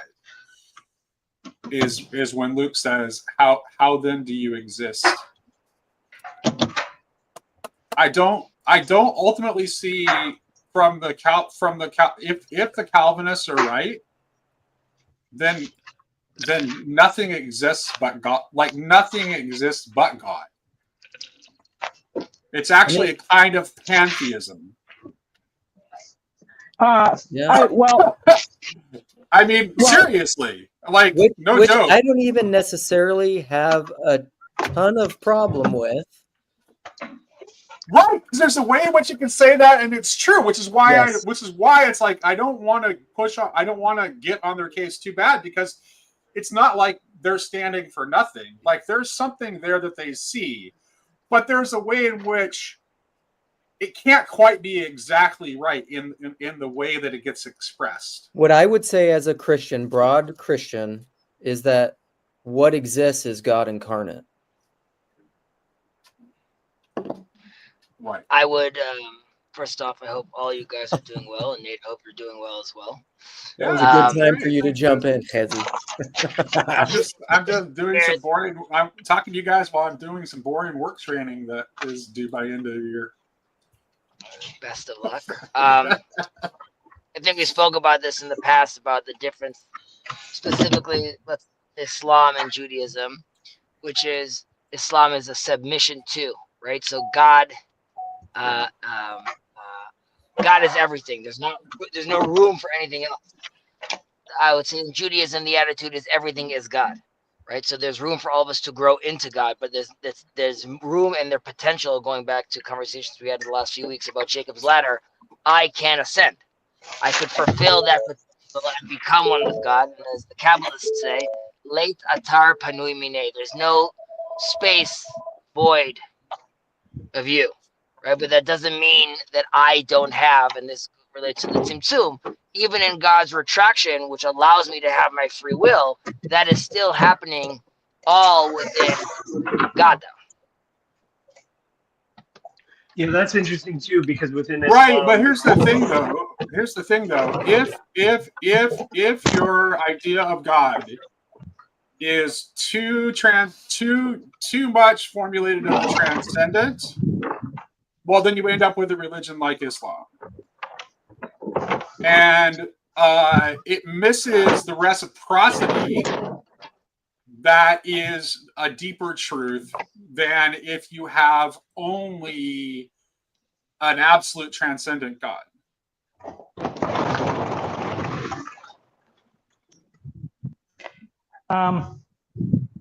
In fact, you have, I mean, the way it you makes have no the way it answer makes to what sense you have no answer to the question why God created in the first place with that kind of transcendence. I think the way it seems is that when God creates, what he intends to create is what you see not in Genesis, but what you see in Revelation, like the new heavens and the new earth, and that is a creation where God is interacting with humanity and his creation face to face, and it's that the creation, that's when creation But hang reaches on that for a its moment, Michael. yeah. Michael, hang on that for a moment. Like, why should God want to have that? But clearly, God's act of creation in the first place is actually connected to this desire for the face to face on God's part. Otherwise, the creation itself is incoherent. We need to be careful with that. What God wants, right? What does that even mean? But I would agree exactly right. That's why I asked. That's why when Paul said when God decides, it's the farthest thing from arbitrary. That's why the first question I said is, "What do you mean by decide?" But I hear that. I would say though that God. This goes back to be holy, for I am holy. We have to imagine. And I'm sure you guys have heard this example before, right? You're in the kitchen and you're cooking, right? And the child's running around the kitchen and, he has nothing to do, but he wants something to do. And you come and say, all right, you're in charge of peeling the potatoes. And now your kid is taking this very seriously. But now that he's taking it seriously, then obviously peel the potatoes properly. And there's a sense where, like, God wants that relationship with us. It's in order for us to benefit, but what God wants is us to elevate ourselves to become holy. So he shouldn't be the only holy one. Right. So there is within God a desire for an other than the self, which I would say, obviously, as a Trinitarian, this is what generates the Son. Well, yes, but I would just say, respectfully, I would just say, we're all his sons. Yeah. No, and that is in contrast to Islam, where in Judaism, Israel and Solomon are described as God's son, as God's child. But in Islam, he has no partners and he has no children. And in Judaism and Christianity, we are both the bride and the child. So, which is also sharing in nature, right? Like that idea of the image of God. When it's interesting how impossible we sometimes see holiness, because it's also what we were created to be from the get-go.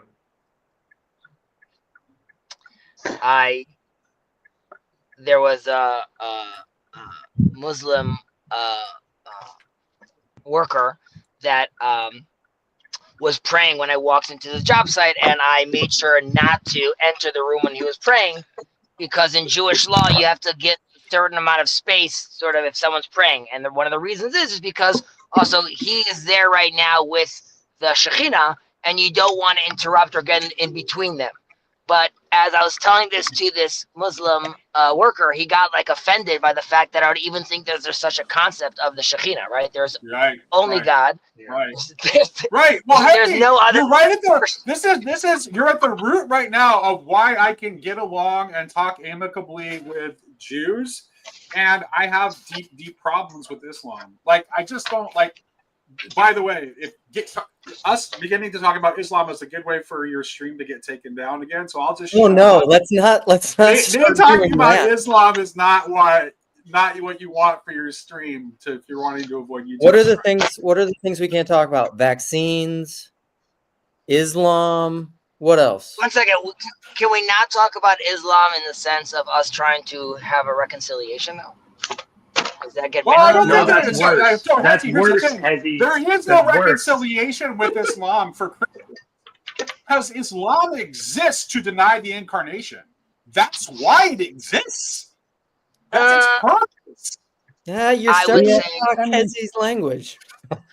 I mean, at least that's true in the sense of, you know, if they cling, as long as they cling to like the supremacy of the Quran and like their conception of it. Like, well, no. I think having read the Quran, it's one of the most common refrains. It says repeatedly, "No partners, no children." No yes, but partners, we need, no children. but David, we need to be sorry, Michael. I interrupted you. Please go ahead. Well, no, it's very interesting because the history of the Quran and trying to decipher like the history of Islam, like there's very clear evidence that at a certain point they eliminated all like pluralities of, you know, manuscript tradition and stuff like that. It's possible that just like the Dead Seas, just as the Dead Sea Scrolls revealed that like, oh, the Hebrew scriptures we have are the same as they were in ancient times, it's very possible that there could be a discovery that reveals that the Quran was very different in its original form than what we have today. I would argue that, and this might be wishful thinking, but like Michael's saying, there are, and they're far and few between, but there are voices within the Muslim community that is interested to have potentially a different type of interpretation yes, of their. That's true. And we, as people of the that's book, why I always make my Sufi caveat. But basically, if you're not a Sufi, there's no bridge for me at all. Yes, but many Muslims are not even aware of the rich mystical traditions of their religion, and that's very unfortunate. But I believe that the people of the book should have we should be reaching out to our Muslim brothers in a sense of that, like, if you have a sacred text that's calling out in an Allah, okay, and it's close enough to our orientation, then let's actually try to, and obviously it's very difficult, but let's try to dig down and actually have this kind of conversation. Now, I would argue that Islam and the Quran even and Muhammad, if they are preaching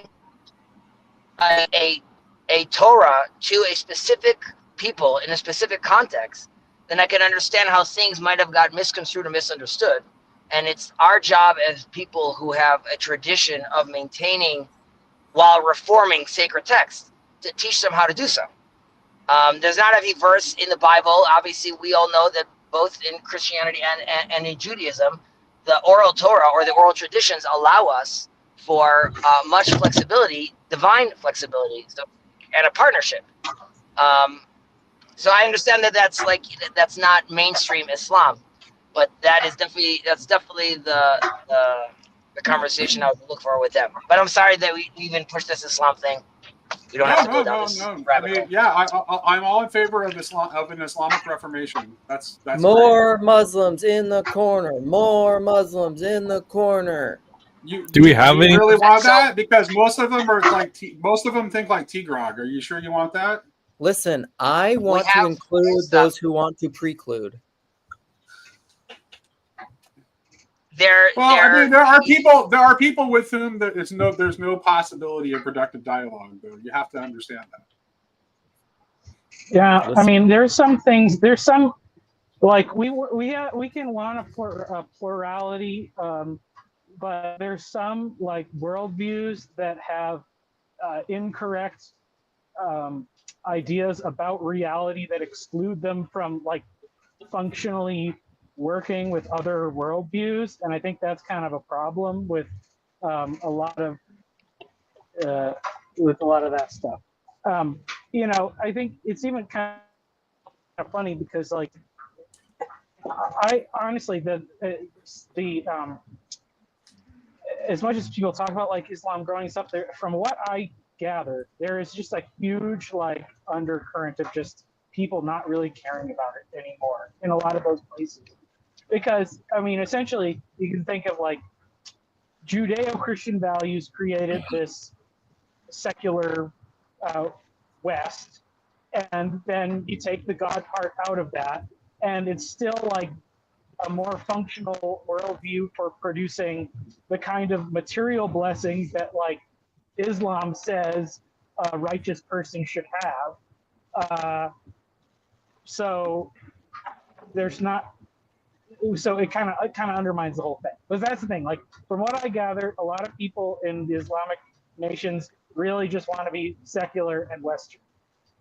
Yeah, I've definitely heard that argument before. Okay, I want to play this clip. I mention this all the time from Father John Bear on Sam's channel. It's excellent. People should watch it. I have many comments on it. And then I'm just gonna go and listen in to all you other wonderful people, because you guys are wonderful, and I want to hear what you have to say. So let's play this part, because this is, Chad said it brilliantly once when in his conversation with Elizabeth Oldfield. But she asked him what is sacred, and Tayo, shout out Tayo, the most excellent estuary host, and and Chad said metanoia is sacred. And I want to play this clip by Father John Bear on this translation of Gregory of Nyssa, because I think he says it well, and then I will listen. Okay, here we go. Discernment is a higher state than mere knowledge. Yeah? Mm-hmm. There's some things you can only learn through experience. It's actually more Irenaeus now. Sweetness. You can only learn that by experience, sweetness and bitterness, by tasting honey or by tasting whatever. You have to learn by experience. Well, the thing we fundamentally have to learn is that we don't have life from ourselves. Yeah, and we can speak about that till we're blue in the face, but we all are going to live as if we do have life from ourselves, because we're living. Even if I live in such a way that I don't have that manifests I don't have life for myself, it's still me who's doing it. So the experience of death becomes pedagogic. Yeah, that's when we finally learn that we don't have life from ourselves, and that's when we're now able to receive it fully. Mm-hmm. So death now becomes birth into life and all the other kind of things one can say. Sure.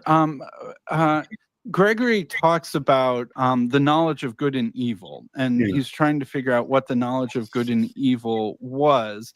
And he talks about how evil often has to use some amount of goodness as almost like bait, right?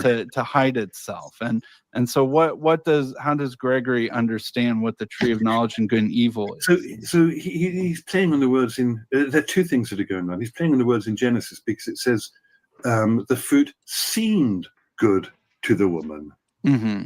Yeah, so visibly it appears good, but what's actually contained within it brings about death and destruction. But again, through death and destruction, as we were just talking about, we finally learn. Yeah. And so the conclusion of that whole narrative in Genesis is God saying, behold, man has become like one of us, knowing good and evil. Mm-hmm. Okay, that's part of his answer in all of that. The second part would be, are there two trees or one tree? Mm-hmm. Yeah, you've got the tree of life and you've got the tree of the knowledge of good and evil, and both are planted in the center.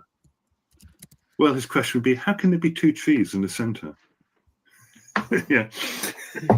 So how then do you hold together the tree of the knowledge of good and evil and the tree of life?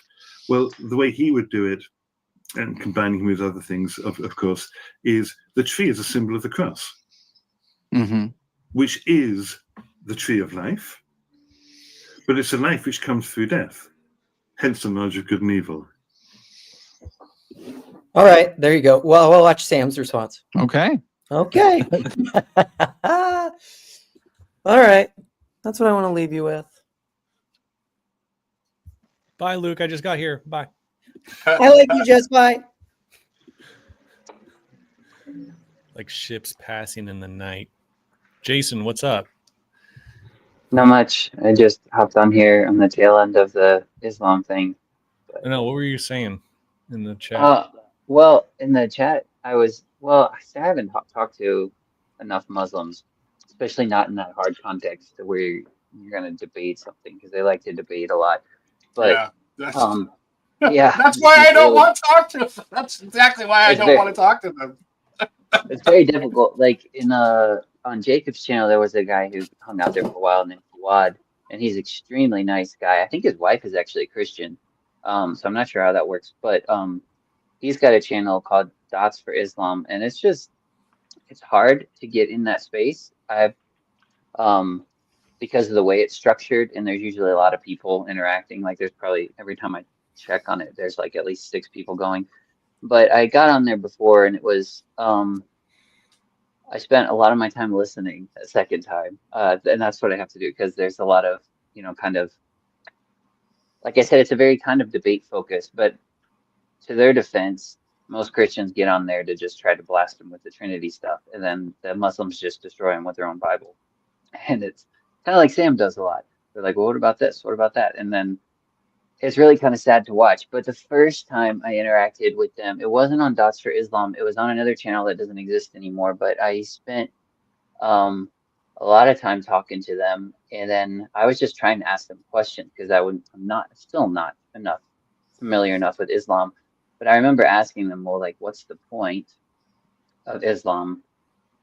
And take this with a grain of salt because there was maybe just 5 guys on there, so I'd have to ask more Muslim people. But they said, I was like, is the point at the end of everything kind of some sort of unity with God?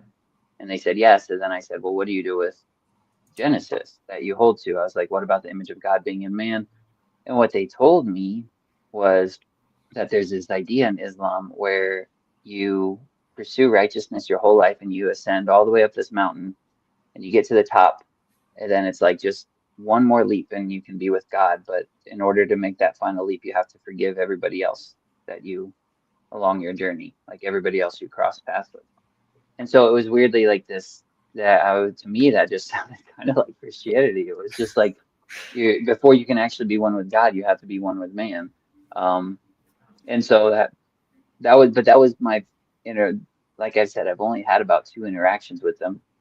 And a lot of from what I observe, when I do observe that channel, a lot of the tension seems to be from just a lot of Trinity stuff, to be honest. To them, it's just clear idolatry.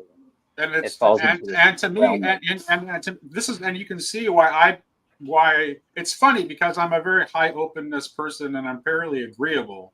So it's strange that I have this weird hang up with Islam. But the problem is that there's actually no entry point for me for dialogue with Muslims at all, because everything that's foundational for them is like an inversion of reality to me. Because my belief in the Trinity is like, it's not even dependent upon scripture. It's like ontologically necessary to explain our reality. And it's very difficult for me to have conversations with people who just like want to look for the Trinity in the Bible and can't understand that there is no absolute monism that's coherent. Because it doesn't explain our reality. And specifically, by the way, it's actually the necessity of having both being and becoming accounted for in order for anything to exist at all that ends up pointing you in an inevitably Trinitarian direction when it comes to your ontology. This is like, Luke likes to use the phrase a relational ontology a lot, but that's essentially like that's the beginnings of starting to form a relational ontology, is realizing that, you can't actually have a substance metaphysics that's coherent. Because that substance monism, even if it's a metaphysical, divine substance monism, is incoherent and does not actually explain the reality that we inhabit. Yeah, and I would agree with you 100% that, because that just kind of describes how everything exists relationally. But I would just, I don't know, I'd be curious in that, especially in that space that, I don't know what they call it, but over on that channel, I think they would, at least a lot of the guys on there, I think they would grab that and understand that. That's why I feel like there's got to be a different way of talking about this stuff. Yeah, maybe so, and maybe I just haven't run into the Muslims who are able to do that and have a language, because it's like I've managed to negotiate that with I've managed to negotiate that with the Jewish people that I talk to, because actually I was one of the books that Yosef recommended to me. I was very surprised to see. But it was written by Rabbi Korn, who actually collaborated a lot with Jensen during Jensen's lifetime. They were co-wrote Jensen, the Lutheran theologian. They collaborated a lot together. And in the book that Joseph recommended to me, he was as absolutely against the possibility of any fundamental monism as I am. And 100%, like most of the Jewish people I've interacted with are willing to concede that God is a multi-unity in some sense. They just don't want, they just that's okay. It's like, I don't need you to accept the linguistic, philosophical framework of the Trinity. Because if you're able to see that, then I know that we're talking about the same thing in different language. But it does seem to me that Muslims most of the time, like, they're actually holding to a real metaphysical monism. I just can't. I can't go there. Well, and as you were saying before, Nate, that is considered the unforgivable sin. The unforgivable sin is shirk. It's the believing in more giving Allah partners. Right. The notion that there could be multiplicity is the most unforgivable thing imaginable. So, like you said, the grounding. That's why I'm saying it's like it's part of the telos of Islam. It's like they don't. I mean, like they don't. Like, it says what it says on the Dome of the Rock for a reason. Like it's not just like it's not incidental. And so to them, it seems like God would have. There's no even indication of God taking a bride for himself or becoming one with his creation. Okay. And it's because it's like, and it's wanting to have the absolute transcendence of God to such an extreme that you lose the necessity of the immanence of God, and the fact that God creates in order to be in relationship with this creation, and that everything that our entire reality is reciprocal by nature. Like God speaks the word and he awaits the human response. This whole reality is a call and response deal, folks. And if you want to cut, and if you want to leave God alone, fully transcended as the only part of the picture, you're going to have a broken picture. And by the way, Jason, you were completely right when you said that Calvinism has the same problem. It does. Calvinism, when taken to its extremes, has exactly the same problem as Islam. Yeah, that's how it feels like. That's what Calvinism always feels like to me too. It's just this. That's why we call that one hyper Calvinism. Yeah. Right. Exactly right. Yeah, when at its extreme. Yeah. I don't know. I mean, I would like to talk to more of them. It's the 2 times I interacted with them, they're all very cordial and nice. But I think a lot of that was my my approach as well, because like I said, I didn't really go in there with any weapons up. My defense is down, and so then they kind of slowly drop that, because most of the people that go on there are just trying to blast them with ideas about the Trinity, which I mean kind of gets into something else though. Like if they have this, if overall in Islam there's kind of this clinging to monadism or whatever, I'm probably saying that word wrong. Monism. If it does, on the other hand, so you have that in Islam. On the other hand, does Christianity, at least generally, have some sort of idolatry with Christ? Because that's the complaint I hear from Islam and all our Jewish friends too, is that Christianity is idolatrous. And like, if I'm being totally honest, I kind of think it is or can be in most senses. It's only idolatrous if your conception of God is transcendent only. Yeah, I was just thinking about this. I was just thinking about this today because it's very hard. I don't know. It's a hard thing for humans to navigate against. But I do see a lot of Christians that have an idolatrous approach to Christ when they want to I think like when you want to have like based Christianity and you want Jesus to be based, and then and this is what I saw was especially in the response of many Christians towards that woman that did that awful thing with all those men, and just the lack of compassion and stuff, Jesus was he's if you want to like classify him as a guy on their terms, like Jesus is kind of a cuck and kind of a simp. He's not a Chad, and they hate that. That offends them so deeply, and because of that, they don't want to show any grace or forgiveness to a woman that does this stuff. But like telling that woman to repent will have no effect on her if no one actually shows her kindness first. Like you can't be mean and tell someone to repent and think it's going to do something. And so then you just blame them for like, well, we told her to repent and she didn't do it. So it's like, yeah, no, that's really good, Michael. I completely agree with you. And yeah, it's because it's like, I mean, there are things that Jesus says and does and asks us to do that make no sense whatsoever if the world that we live in is merely the world of the is and the given. And we can't see the world of the ought. And that we don't realize our role in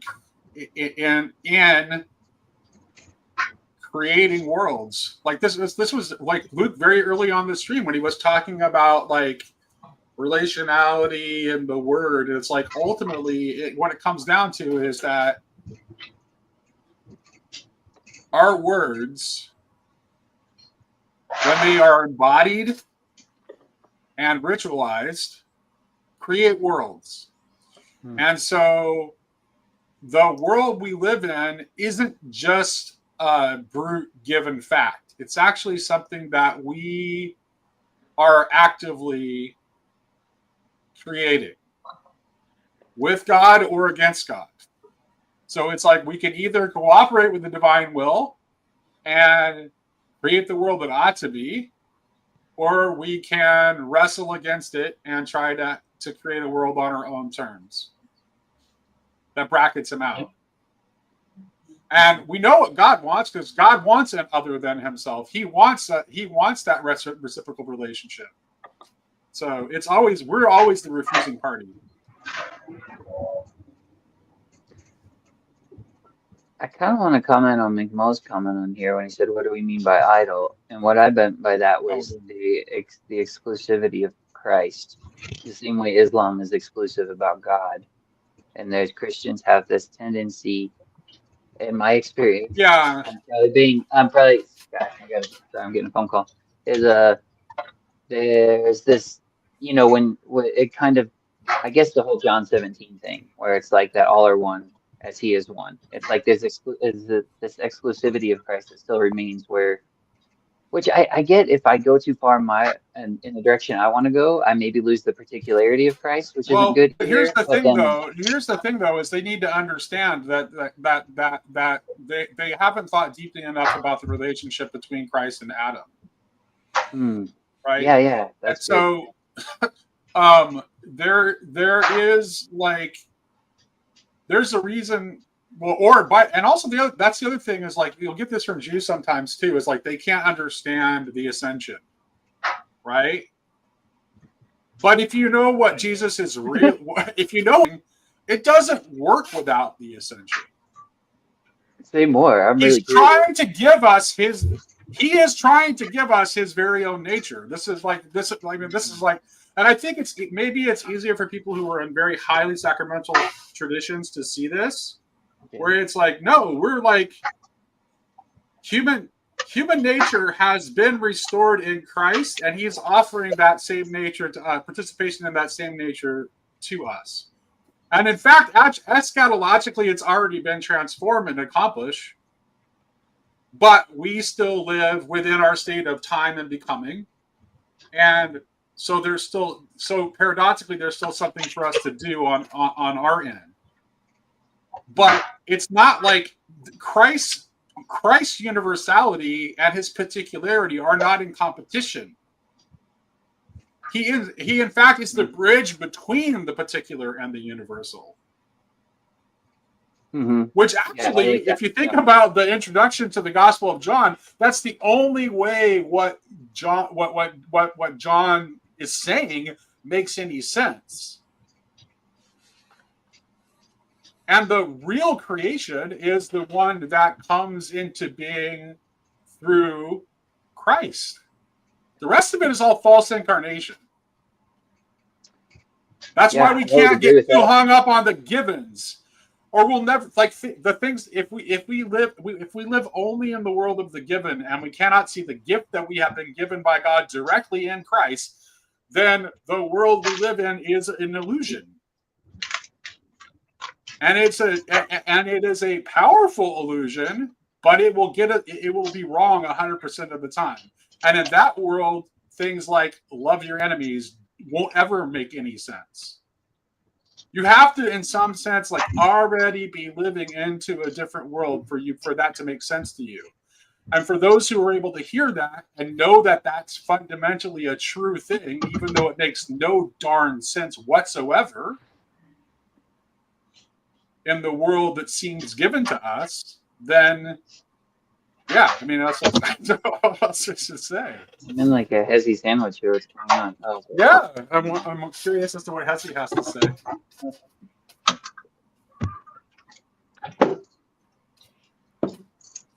What's up, Hezzy? You're back.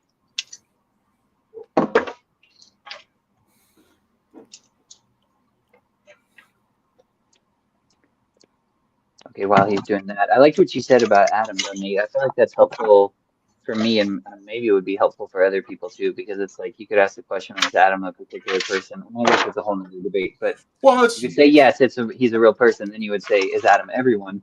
Well, yeah, he's mankind. Yeah, yes. Adam is the human nature. Christ is the human nature restored. Yeah. And ultimately they are the same. Yeah, because everybody's kind of connected. So when a Kabbalist talks about Adam Kadmon, and I talk about Christ, we're talking about the same thing conceptually. But here's the thing, though. Here's the thing where I think I don't want to lose the importance of the particularity of the life of Jesus of Nazareth, because we don't ever want to lose the importance of the particular. This is why I don't ever want to decide one way or the other between nominalism and realism, right? Because they both have a point. We need both the universal and the particular. And the reason that we need both the universal and the particular is that the universal only ever comes to be through the particular. So the particular event of the incarnation that happens in the life of Jesus of Nazareth is the precondition for the universal to become actualized. But it doesn't make it not a universal. It doesn't make it not a universal. And you're still going to share in Christ's nature one way or the other. Because I'm a universalist. So there aren't any other options on the table. It's Christ or nothing. He's back. What do you got, Hezzy? You're muted? He's muted, I think.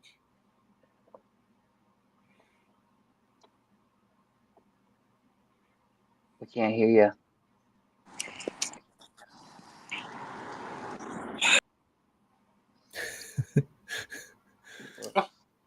Oh, we lost him.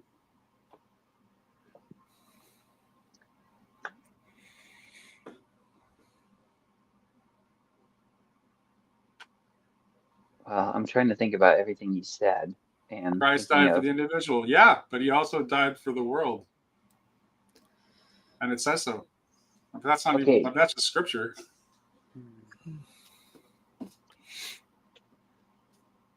Oh, hey, we got Hezzy back here. Can you guys hear me? Yes, we can hear you. Okay. Oh, sorry about that. And I I was in a place with better reception. But I do want to mention something that I believe Nate was alluding to with regard to the relationship with God's relationship with Adam. And when I say Adam over here, we're talking about early Adam, or Adam Kadmon, really human nature more specifically. Right. But and this is a midrash, but well, one is not a midrash. You have to realize in the Quran, again, I'm sorry that I'm jumping over here, but Adam doesn't name the animals. God gives Adam all the names of the animals. And in the Bible, our Bible, God has a crazy verse over there where he like sort of speaks to the divine council and says, let's see what Adam will name the animals. And then there's also a midrash with regards to Adam and the use of fire, where, and unlike Prometheus, where we have to steal fire from the gods, God gives Adam 2 stones and tells him to knock them together and create fire. But both of these stories are there to stress how the partnership of God and Adam, or God and man, is co-creation together. It is a partnership. Right. And Yes. that is very, very important to stress, because we are, as you were talking about, also the word creating worlds, as the wizards say in Aramaic, Avra kadabra, I will create as I speak. And this is why the words we use and sequences we use are so important, and why, from a universal point of view, in the mystical traditions, you'll find as part of the sequences of meditation, the Kabbalists say Aleph Mem, which is and that is the same that the Buddhists do as well. And all these things ultimately move back to the life source, which is God. Mm-hmm. I leave you. We'll get back. Yeah.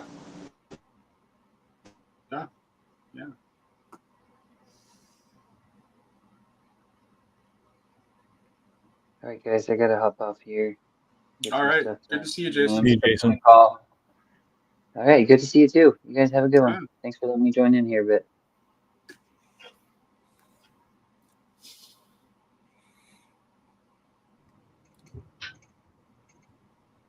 Did Hasty freeze? Looks like he's still here, but he's frozen.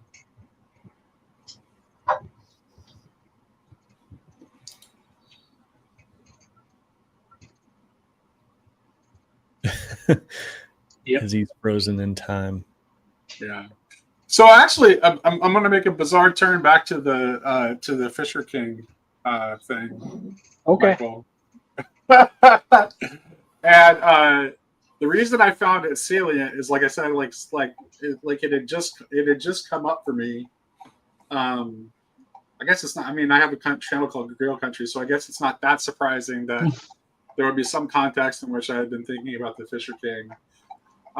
But this is also like the story of the Fisher King is what's playing in the background of C.S. Lewis's sci-fi trilogy and that hideous strength. Right. And so, and the reason I'm bringing it back to that is because, well, what does Ransom do? He has them find Merlin. Yep. And he uses Merlin to go and like confuse the language of nice. Like that's like so like there's a way in which like Lewis both has this intuition about like just exactly how powerful language is, how powerful the word is. And he's also making this link between proper usage of the of the word and like human and proper human stewardship by linking it with the Matter of Britain and the Fisher King, so just it's a very powerful storytelling tool. You know, and I do think that that's kind of what, and to point at that as being like representative of what we're trying to do in TLC, I think is right. Yeah. It's right. And I've had that in the back of my head for a long time, but I've almost been like afraid to say it. But I think that's what we're doing. Now I just need to know, and it's interesting because it's interesting too, because Robin Williams' character is like the one who's like crazy and hard to understand. So that's why I was wondering. It's like, okay, you're thinking of him as grim, and like the Jeff Bridges character is me. But the other thing, but also on the other hand, it could be the other way around, because I'm the one who talks about the grill and Arthurian stuff all the time. Yeah. And Jeff Bridges' character is like more grounded and practical. So I'm not sure who's who there. Well, I don't know. I mean, honestly, my other thing is like, because I had watched it years ago, and then I just recently rewatched it, and I was like, wow, like, prior to, I don't know what I thought about it, but I mean, I liked it because I always kind of was like those Terry Gilliam films, like they're so weird and stuff, but like now, after spending so much time in this corner, the symbolism and all this stuff, all the different things are just popping off the screen. So I was like, this would be a great movie to talk about with other people. And my wife was like, this is a guy movie. This is weird. That was like all she had, all her thought about it. Like, she liked it somewhat, but it's definitely odd. But yeah, I mean, I don't know. I do think it's so interesting because with that hideous strength and stuff, it's funny how the story of Babel is conspicuously absent from the Quran. Right. In all of its, in all of its, it has all these other things from the Hebrew scriptures that are in there, but that one's absent. And the big key thing about the Quran is the supremacy of Arabic, in that you cannot translate it. And it's really interesting because I see, and this is me being, Calvinistic, or taking that, the one thing I like about that is just taking the viewpoint of God's sovereignty to the biggest extreme. Like, that in some sense, everything that happens makes sense in the final result of things. And that while we typically say like that, what happened at the Tower of Babel was a punishment or whatever for like wrongs that they did. But what I see it as, like, it was God doing something that was good for his children that he loved and that would bless them. Because it's not that language, like he didn't make these different groups fundamentally like unable to communicate, but he caused them to not be able to communicate to the degree where they could work on this project together. But then, if you go from that point on, then you have this, like, you can see like around the Mediterranean, and you see it like in Plato and all these things, like people know that they've lost aspects of their mythologies, and which is really their history, and they're trying to like piece it back together. And the way they do that is by interacting with other cultures. And so, that's Babel metaphor is really deep too, and it's actually like Kingsnorth's lecture, or not lecture, but Kingsnorth's presentation for First Things when he was, his against Christian civilization. Yeah. Like ultimately, like he's one of the sources that he's drawing on for that is the Babel story. Yeah. And when Kingsnorth tries to make this tries to distinguish between this idea of something that we build versus something that we cooperate with God. Like the garden is a place of cooperation with God. It's not our work only. Yeah. In the garden, we're co-creating with God. And what happens, Babel is like the quintessential example of what happens when we build it on our own, which is why I thought his answer to the New Jerusalem question that came in the Q&A was a very good one. Because in some sense, he has to be right. Yeah, so... Yeah, well, I mean, there is like an ultimate thing that it's like, well, okay, so well, it's interesting. So, you know, yeah, what I see and like the conception I've had, like, I think this is right. You know, when with like Eden, is it's not, you know, the problem is when people think like it was a utopic world prior to the fall or prior to the flood. It was like an undeveloped world with a garden in it.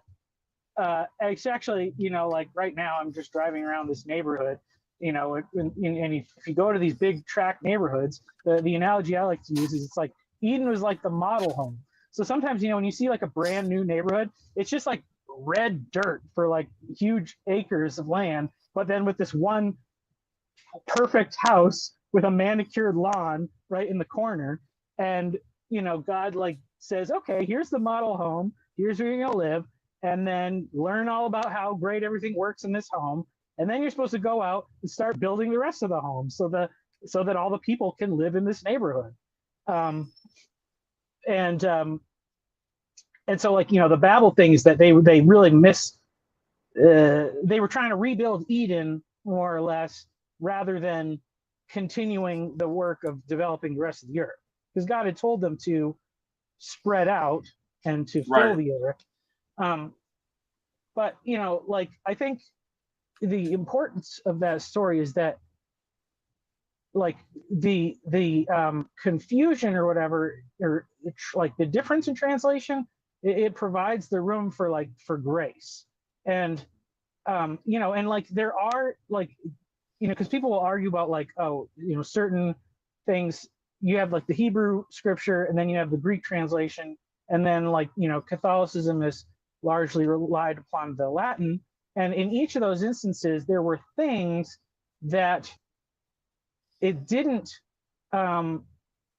translate exactly, but, and so then you could have a problem where you're saying like, oh, which one of these is right? Is it the Hebrew version or the Greek version or the Latin version? But if you take all of them, you actually have like a more fuller picture. And so, you know, I actually think that, like, you know, when the Bible is translated into every language and all the people who know all the languages are like well versed enough in, you know, the originals and everything to like converse and really have these discussions, like that's when we can fully really understand. Yes, but we have to have the develop. This is why I don't see a lot of profit in having discussions with people who like are so committed to a frame, that they can't even momentarily entertain the possibility that there may be information that's outside of the frame that they've established, so that they can like let it down for a moment and at least try to deeply listen to someone else and try to understand the frame that they're operating from, and try to see what it is that they see that you can't see it all because your frame has bracketed it out. This is the T-Grog problem. It's like, there's no amount of words that are going to change that situation. I'm not saying don't talk to him, but I'm saying don't expect anything to come of it. Yeah. So something has to happen to T-Grog to break his frame. Yeah. For him to have the possibility, for him to consider the possibility. But that's precisely why what you said is important too, because language is one of the things that establishes the frame that we have. Yeah. Like there are certain concepts that we can't even conceive of because our language doesn't do a good job of allowing us to see those things. Yeah. And so learning other languages and interacting with other cultures actually like broadens the possibilities of what we can see, in as much as we are practiced at stepping in and out of frames. Yeah. Yeah. But we have to be willing to do that. But at the same time, it's like everyone has to have a frame. Yeah. But There's that's why the scientific worldview like kind of falls apart, is that it tries to be a meta frame that refuses to acknowledge the existence and legitimacy of other frames. Yeah, yeah. Well, and that's the problem with any frames that insist on their own like supremacy or whatever are. Yeah. And then what happens is that they either seek to have everybody conform to that frame or eliminate the people that don't. Correct. And that's evil. So yeah, exactly right. Yeah. Exactly right. 100%. Yes. Yeah. So this is interesting. So this is like, I find myself in this position where it's like, I have the same sort of like, if everybody's hating on something, that makes me want to come to its defense kind of thing. Yeah. So as a Christian anarchist, I am like, some of my principles are definitely post-liberal principles. Like, so there are things that I have in common with the post-liberals. But at the same time, it's like, I see like there's so much like in the space that we inhabit, there's so much energy against modernism and liberalism that it's like someone needs to start defending them, because those frames are also are legitimate frames that we can learn from and that we need to. And the last thing we want to do is to have yet another revolution where like we just throw out everything as the old world is decaying and breaking down. We just throw out every insight we had from it and try to start anew. That's precisely what we don't need to do. Yeah. Like, that's the opposite of what we need to do. And there's a reason why this is what Barfield talks about this. This is why Barfield says that there's no way back to original participation, right? Which he also says is the same thing as paganism, which is one of the reasons there's no way back to original participation, folks, is because Jesus Christ. That's one of the reasons there's no way back to original participation. So that kind of like original participation is off the table now because of Jesus Christ and the transformation of the human nature that has happened in Jesus Christ, that you are all being transformed to one way or another, kicking and screaming it may be, like it or not. And so that's one of the reasons there's no pathway back there. Yeah. And so James Lindsay is on this trip about this woke right thing, right? Yeah. Okay. So he's not completely delusional. He's slow on the uptake because like years ago, Paul had Benjamin Boyce as a guest on his Q&A. Yeah. And what I tried to explain to Benjamin Boyce during that Q&A was that what you actually see going on both the right and the left is actually a desire for return to original participation. That is what is going on. And they are and they're both doing the same thing. They just have different talking points. So I recognize the existence of what Lindsay is calling the woke right. I knew that was there all along. Yeah. And it's all part of this like kind of reactionary rejection of liberalism and modernity, which is happening because it's becoming obvious that the ways in which both modernity and liberalism don't work are super obvious to us now. But the thing is like this idea that we can like turn back the clock to an earlier time is just a fool's errand. It's not like the pathway toward final participation for Barfield was through modernity, that we had to grow into this, we have to evolve into this consciousness that has been prepared for us. Right? Yeah. And the consciousness that has been prepared for us is the one that Jesus Christ brought into the world. And modernity and liberalism were invented by Christian culture. So to think that like everything about them is completely wrong seems to me to be deeply, deeply misguided. Yeah, yeah. Well, and yeah. Well, it's interesting too because I see like the whole thing with like the move of like re-enchantment and stuff like that. Like I understand that, and I very much appreciate that in the sense that I think there's something there, but like some of that like, well, I actually hate the framing because I think that in the enchantment is the spell that needs to be broken, and the fundamental nature of reality is one that is full of wonder.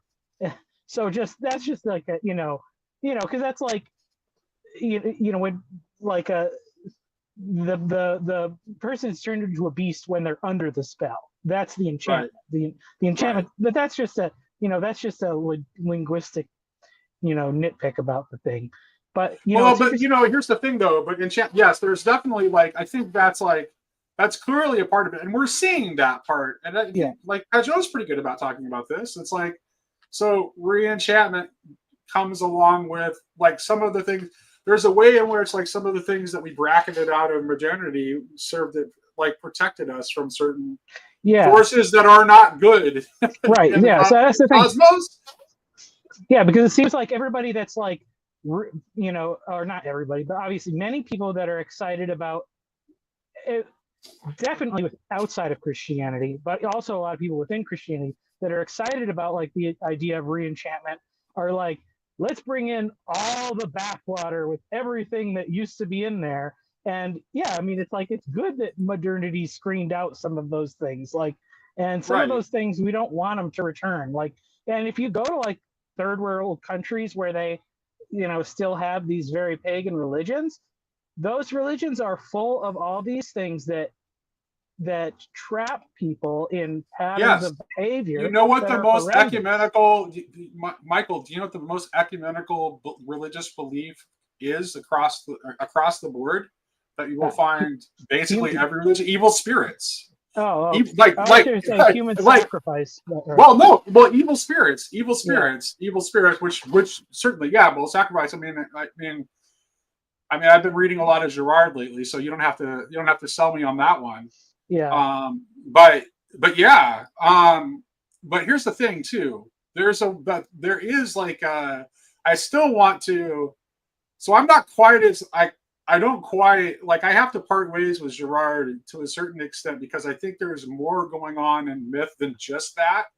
Like myth doesn't just obfuscate the process of mimesis. That's not all that's going on in myth. There's actually something in myth that is like that's deeper than that. Which isn't to say that Gerard's basic theory isn't substantive. I think it is.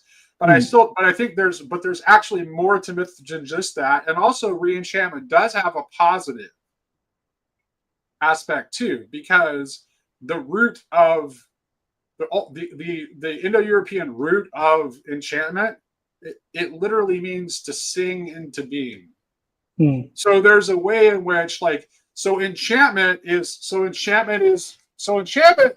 basically comes down to a recognition of what the power of the word is. But the question is, whose word are you going to speak?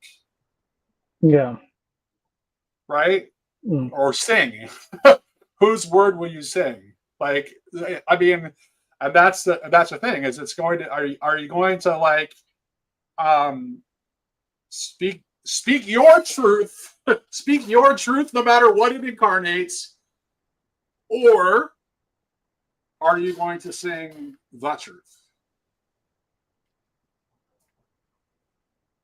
Yeah. And those create different worlds. Yeah. Yeah. I mean, I'm not too worried. The other things because people always get over worried about the things that are going to happen.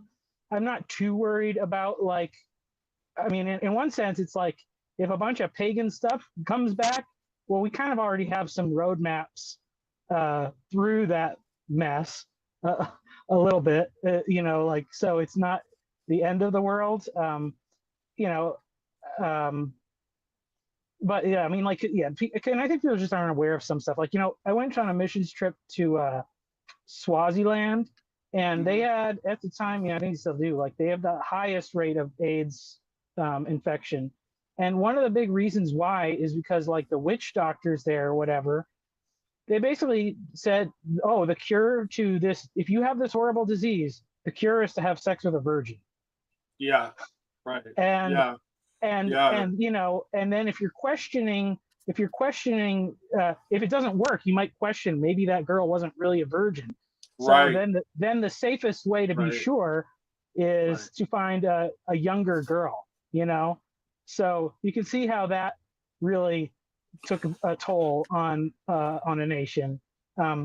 You know, because we were fixing up these old houses that had from like an abandoned mining community because they had so many orphans. And, Right. you know, Well, yeah. that shows it in a negative. That shows well, this you can also get this from Gerard too, but that shows in a negative way that the way in which word and ritual cooperate to make our worlds, because actually, like if you have a word that is like no connection to ritual whatsoever, that's become completely abstracted, then it really loses all of its meaning. That's the downside of the withdrawal of participation, which modernity accelerated to a very high degree, is that you actually do lose a sense of meaning if things are not embodied and embedded in ritual. But that doesn't necessarily. But you can have things be embodied and embedded in ritual that are not life giving. Like for example. Yeah. But you need to have something that. But you need it to be embodied and connected to ritual, or it loses all grounding. Yeah, well, that was the main thing. That's like the main point of my book, is Right. in some sense, like we do need these things, but like they can become ossified when it's just, you know, passed down through tradition. Like, it's like, you know, the way I see it, it's like, you know, and it's like I can see the evidence in my own family. Like the Catholic Church did a great job of transmitting the values to a certain point that basically lost a whole lot of effectiveness in like the 20th century, you know, and like my family, you know, my extended family's the evidence of that. Right. And so then it's like, okay, well, my dad becomes born again, so then he's in a new tradition that's revitalizing. And then like it's not necessarily that there's anything wrong with that, with the Catholic tradition, because there's many people who are being converted now to that. But it's like whenever you go into a new thing, you have this desire to learn and understand it, and understanding it really does mean like you have to connect it to your real like experience in some way. Right. And all these rituals did, you know, at one point they did connect to something that was understood on a very much more like embodied level. But as culture changes and as our like, you know, memory of these things changes, we get disconnected from that. So really, and it's that act of like translation, you know, like we're not just linguistically, but more like culturally or whatever. Yeah. We need to practice that on a much more regular basis, like every generation or whatever. Yeah. And I, you know, and I think it's like if you tweak those rituals, maybe just from, you know, from generation to generation, you know, then you're making sure that your kids understand it, and then letting them know like it's okay if you tweak it a little bit more or something, you know? Right. Yeah, that which actually leads into why I'm interested in talking about like kind of like coming to the defense of the best aspects of both liberalism and modernity to a certain extent, because it's like they created a lot of good things in the world. Well, you know, it's like everybody was like dumping on the like, or not. I mean, I don't know. I don't mind like the like meta modernity or whatever, like as a term, like as I'm conceiving of it.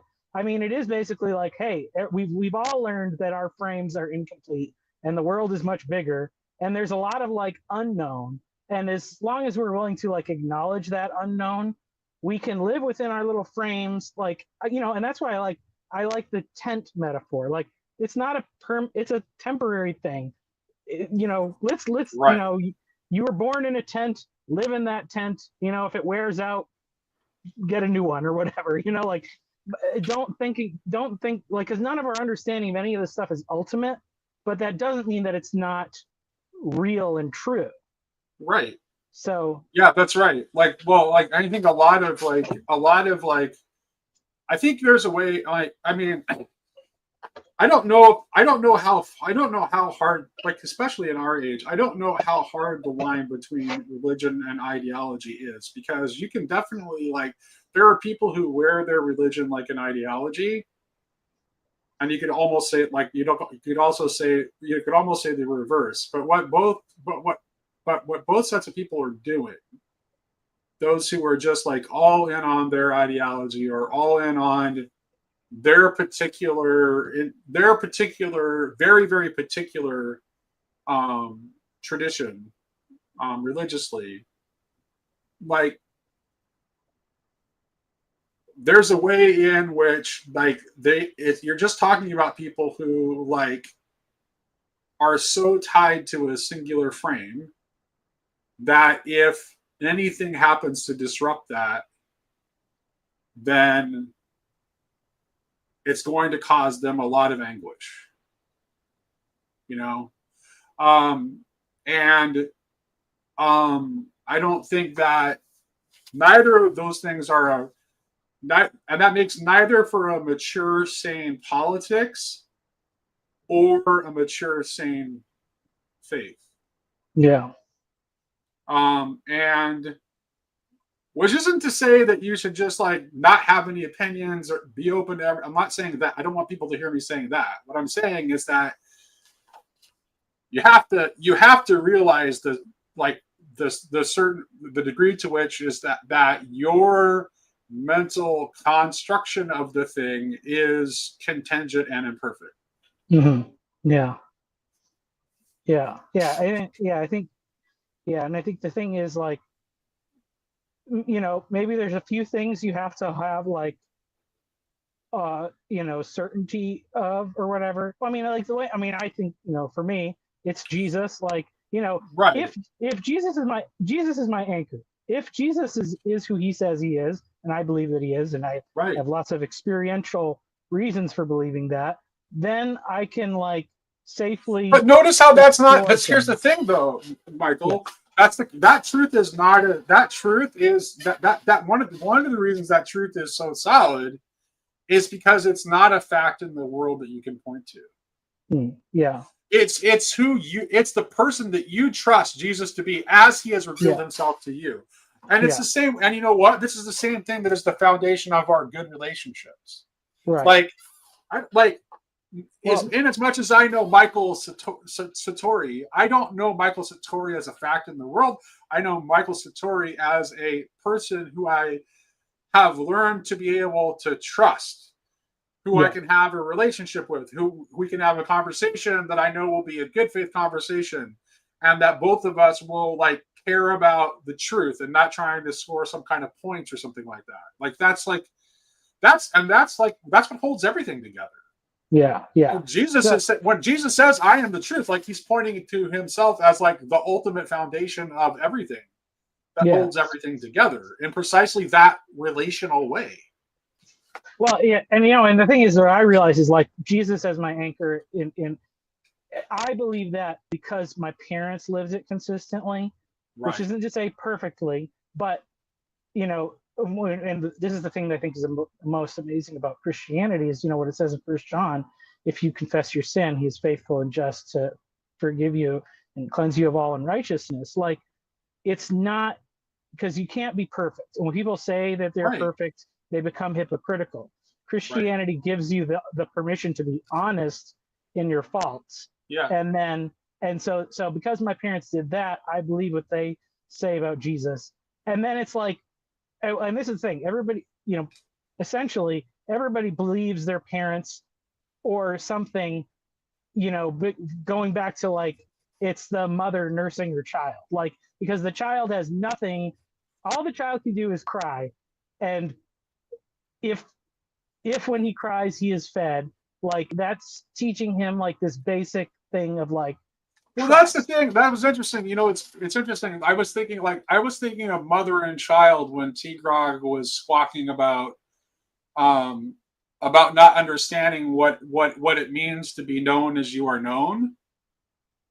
If you can put yourself emotionally, T-Grog, in the place of, imagine how it was for you as an infant to be held by your mother and have your mother regard you. That is what it is. That's what it means. That's what it means to be known as you are known. It's like ultimately love is knowledge. Yeah. Knowledge is love. Like there's like the knowledge conceived as bits of information or facts of the world is useful. It's useful. But it's not really knowledge in an ultimate sense. Well, it's contingent, and it's absolutely contingent by its nature. Well, so this is, think about this, like, you know, if you think about like, people want to think about things like evolutionarily and a survival of the fittest or whatever. Yeah. All the people who have ever lived to become adults and reproduce survived infancy. Right. And culturally, in the pagan world, for, you know, whatever, there was a time when people would just take certain infants and decide they were not worthy of survive. And those infants they would have the opportunity to cry. Yeah. But no one would answer their cry. Yeah. And so, like, evolutionarily speaking, the culture that survives is the one that gives love and trust when faced with vulnerability and dependency, like that response to, because that's the thing, an infant is pure vulnerability and dependency. It cannot feed itself. And so if it asks, you know, like the culture that feeds its infants is the one that survives and thrives. So like, even you could say that's like pre-Christian, that's like just the nature of reality. Yeah. So, and that's good. And, you know, the God that created that is a good God. Yeah. Well, I've got to do some training that I got to actually pay closer attention to now. It was great talking to you. Yes, it was very It enjoyable. looks like we should just go ahead and end the stream unless the Luke is coming back. This is awesome, Michael. That's the longest I think we got to talk together on screen, and that was great. Yeah. Yeah. Thank you. All right. Take care. Have a great day. You too.